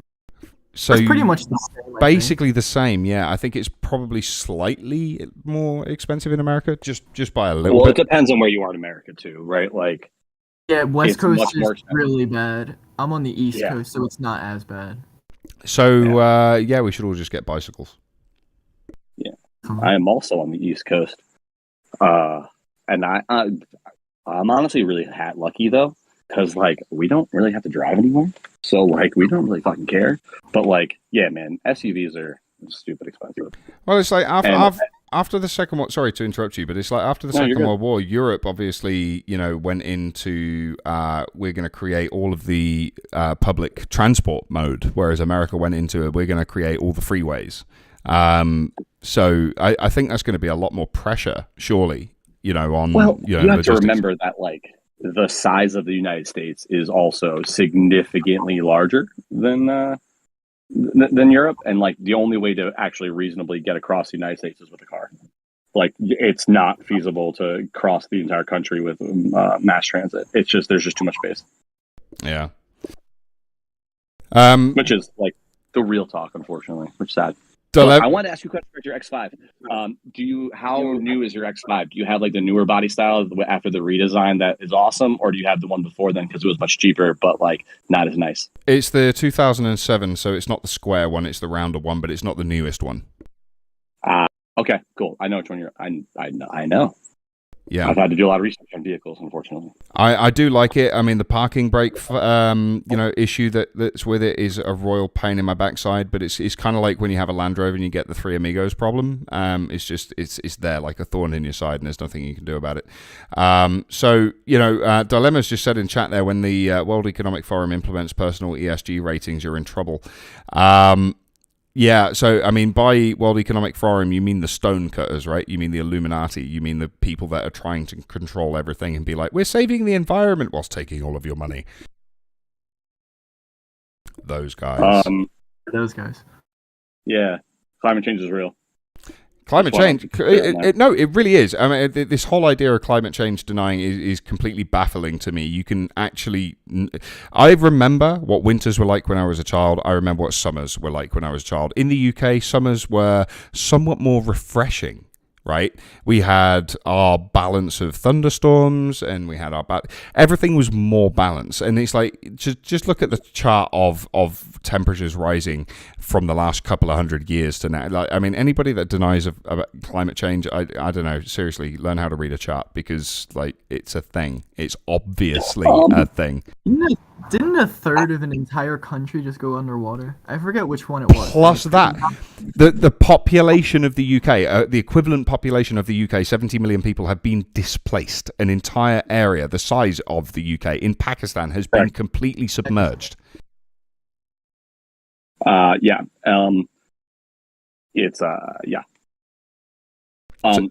sorry. I want to say something. If you guys think we're a little crazy, I'm going to reference you to a comic strip. It's called XKCD. I think I might not have got the right there. And they do comics, right, about real life things. And there's a graph that they have that is the average temperatures through everything. So they made it to me a little bit easier. And you'll scroll through from the start of have it all the way to where we are now. And like, you literally see it, it makes like a right turn. And like, I think that is kind of the issue that people don't recognize, that the context is really important with statistics. And when you look at graphs, you have to look at both axes and look at what you're actually looking at,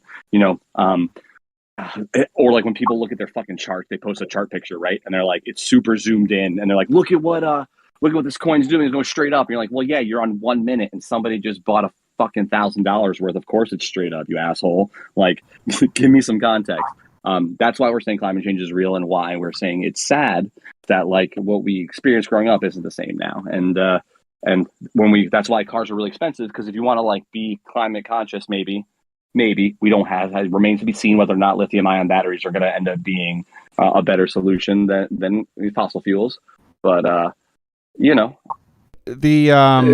shit. Go on YouTube and search for the discussion that Carl Sagan had. He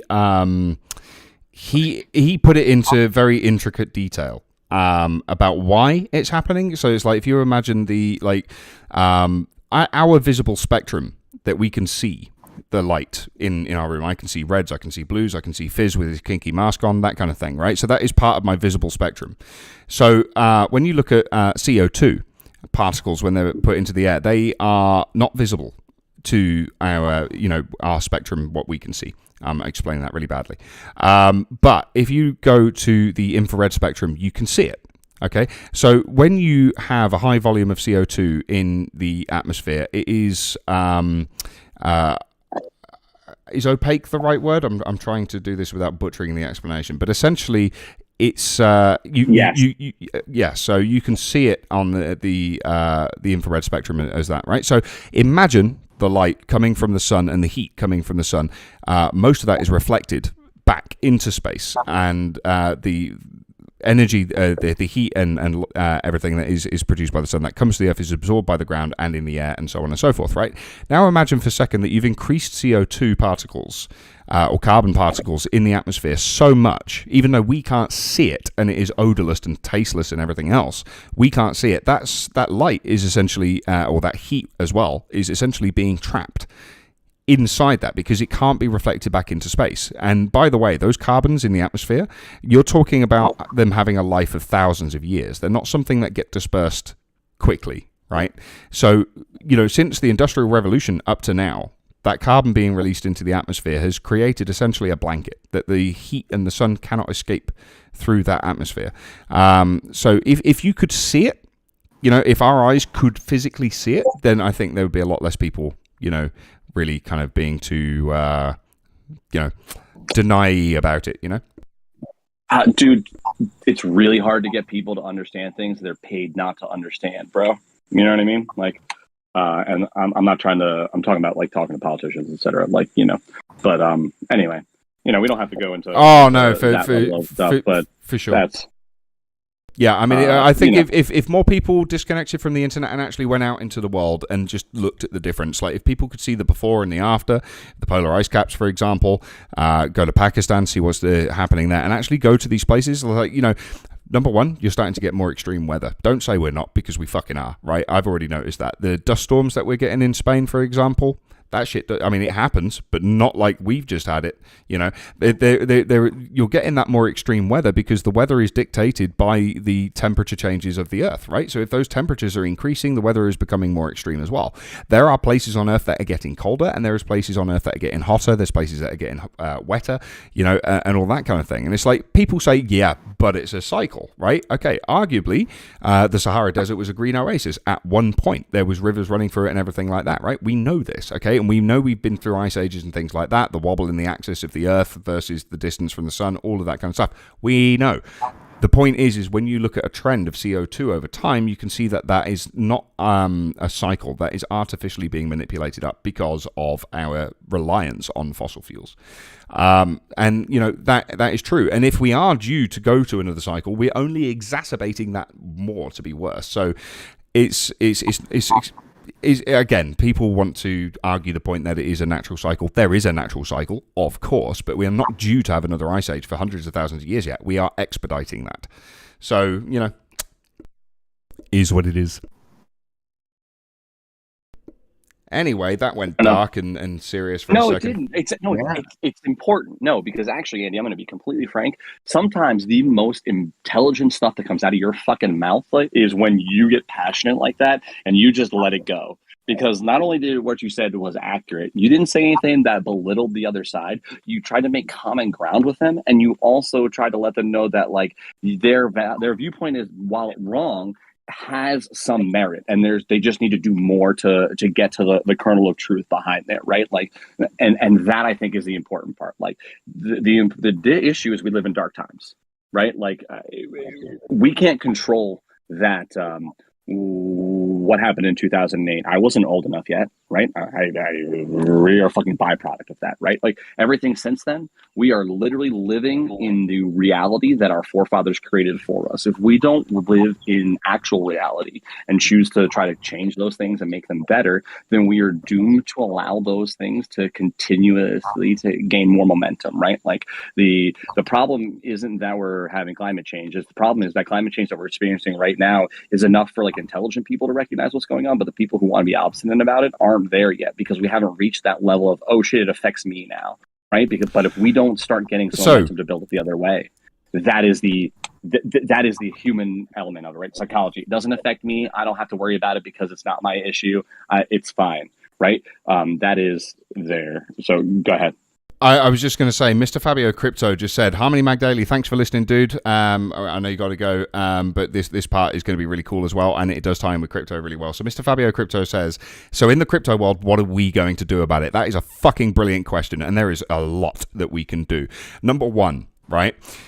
The first thing we can do is utilize blockchain technology to keep people and governments honest, okay? So there is a lot of lobbying that goes on when it comes to fossil fuels, and there is a lot of things that go on with regards to, like for example, right, Elon Musk sells his electric cars, which is fantastic for the environment, right? Except the fact that he sells his carbon zero emissions to companies like Ford, General Motors, and so on and so forth, so that they can keep their costs down and say that they are meeting emissions targets, which is fucking false. They are buying tokens from a company that says that they have zero emissions when they realistically do not. Okay, and it's like, you know, Elon Musk starts saying, yeah, we're good for the environment. How much CO2 do your fucking rockets put out, dude? Anyway, that's a separate issue. The point is, the batteries are definitely not eco-friendly. You got toddlers in Africa picking cobalt off of the fucking ground, okay, which is poisoning them. Okay, so that's another point entirely, and I'm not making that up. You can go and check that out. That is absolutely fucking true, by the way.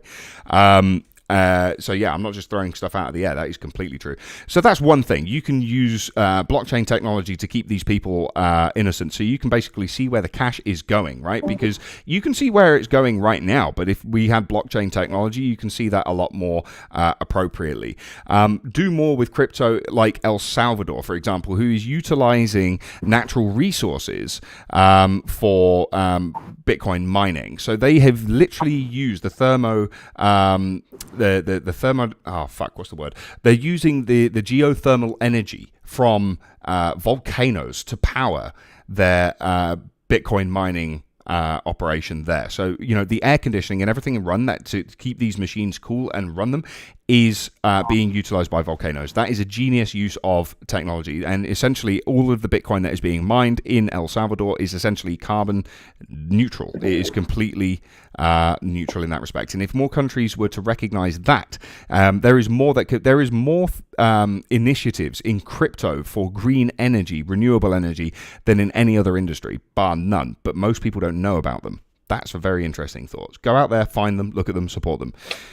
So, Mr. Fabio, you asked how can we fix this in crypto, right? More specifically, crypto allows people who live in third world or second world countries to have access to tools and technologies that they wouldn't have access to if they didn't have access to the internet, right? So how do we help that? We foster the opportunity to educate more people so that we can help the next generation that have access to the right educational tools.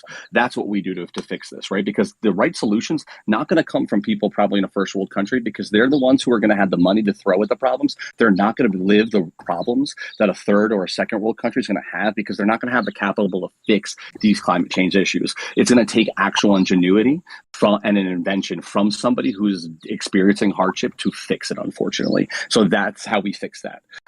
We teach people, and we get people together, and we grow our community and give them access to real information, and put people who are intelligent with other intelligent people to let them have good conversations to better themselves, because the best way to better yourself is through collaboration with other people, exposing yourself to other viewpoints and recognizing that you don't probably know everything, and you're probably really good for you to shut your mouth sometime and open your ears and just listen. I got called out for not talking too much when David Gokhshtein was talking, right? But like, David was saying things that I needed to learn about, right? Like it's really important sometimes to make sure that you listen as much as you talk. So that's what I believe we could do, Mr. Fabio. I think we grow our community, get more people in here to be educated, and start teaching them people what is coming, right? Like, how long have we been talking about zero knowledge proofs for games? Weeks and weeks and weeks, right? And now we have games come on that are specifically probably going to end up using that technology in the future, and already coming up with solutions on current technology, how to circumvent some things that zero knowledge proofs can use as well, right? Because they're hard to use. And like, getting those people to now talk to the right people who are teaching that is what we can do as our crypto community. So help us grow our community so we can continue to get people in touch with the other right people so they can keep growing. For sure. Couldn't have said it better myself. Eloquently put, as always. We are coming to the end of today's show. We have spoken in depth about Spacebank and the awesome work that Jaden and his team are doing over there. Remember, it goes live tomorrow at noon. So get what you need to get over there. You can go ahead and mint now for 25 Matic and get those Mob Boss NFTs. I'm going to be getting one myself as soon as I top that up. And we've also touched on some very serious topics with regards to climate change. Whether you're a denier or you're somebody that can see that it is absolutely true. All of your points are completely valid one way or another. And, at the end of the day, reality is what's true for you. And we're not here to try and offend anybody, but, climate change is real, so get your head out of your ass. Basically, that is pretty much it today. So we've asked the important questions. We've asked the difficult questions. Jaden, did you enjoy being with us today? Of course, yeah. I was going to say, this is one of the most fun AMAs I've been on by far. I'm so happy to hear that. I'm so happy to hear that, man. That's the point. That's what we want to do. Make things relaxed. It helps really bring you in, get you relaxed, and let our viewers and listeners get to know you and trust you. For sure. And then I wanted to thank you guys for having me and also giving me a few things to think about while developing this game. We'll do that too. Glad that we could do that for you, man. Go and check out Driver as well. I think you'd be pleasantly surprised by that. There's plenty of emulators online, and you're a clever guy. You can find it, no doubt. But Driver, like when you mentioned the getaway driving part, you should definitely check that out. Priest, Rugless, Fizz, Jaden, if you guys have anything that you want to say to people out there that they can take away from today's show, something inspirational, maybe a quote, maybe, something basic, please go ahead and do that now. I'm going to start getting ready for the outro so that we can close off today, say your goodbyes, etc. Thanks for watching, everybody. Here's the outro. I'll give it a start. I think that crypto is going to be the first step to world unity, and that more people really need to get into it. And not world peace, I said world unity. I like that. Go ahead, Fizz. Be good to yourself and each other. Rugless, are you around? Stay safe. Stay safe. I'm going to be gross. Like our podcast on YouTube and Twitter and fucking everything. We need your help with your support. We want to keep doing this. I'm sorry to be gross about it, but we love you guys. We want to keep doing this. Chill. Hey man, listen, right? We like doing this. We really do. And we think we have an opportunity to continue doing this. So we're going to be gross about this until we don't have to be anymore, honestly. So thank you guys for being here and making us feel empowered to keep doing this. So outside of that, spend some time with your family this weekend, touch some grass, and then go out tomorrow, get yourself some Matic, and get yourself a Mob Boss from Space Bank. Get ready. We look forward to playing it in the future on the stream. Thank you guys, and be sure to follow all of our socials to keep up to date with when those things are coming out. Awesome. Just to mirror what Priest said, make sure that you all have a great weekend. Make sure you all go out, touch the grass, stay hydrated. I'm going to put all of the links for Space Bank in the description of the video on YouTube. You guys have absolutely been awesome and epic. Say goodbye, everybody. We're out of here. Goodbye. Thank you. Bye. Meh.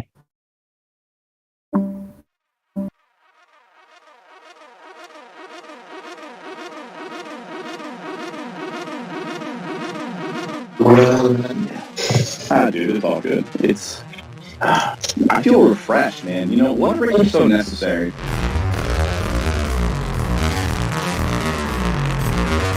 How about you give us an introduction and tell us what we have to look forward to today? Dude, if you were a fruit, what fruit would you be? A banana? Alright, so Rugless, if you could relate yourself or your project, whichever one you want to go with, to a fruit, which fruit would it be and why? Okay, I'll go with the Eagle Burst and banana. Why banana, though? Because every time I speak with H1, it feels like I'm feeling one more piece of that banana, and it keeps getting better and better. That sounds so That wrong. project is awesome. So every time you think you know it, you know everything about it, it just surprises you. You're the kind of guy. You're the kind of guy that if you were sat in the same room, you'd be eating a banana and maintaining aggressive eye contact. That's the kind. Pushing the entire thing into his mouth at once. Yeah. I think the thing that we'll focus on this week is making sure that you stretch. I don't know. I reckon a coconut, a green one. A green coconut. Okay, we've had coconut before, but not a green one. Why? I don't know, you gotta go through the hard stuff before you can get to the good stuff. So Yeah, thanks for asking. I think I would say probably a mango is like a fruit that you think is like pretty good, but when you actually bite into it, you're like, oh, this is delicious and amazing. Because like I'm all about trying to make things fun, make things enjoyable, and maybe a little bit surprising. Like, your own mentality can make such a big difference in your life, your positivity and stuff. And I really, really enjoy being in spaces with all the people here, the other spaces that I've been in, and learning from everybody. So I get really excited, and I hope other people do too.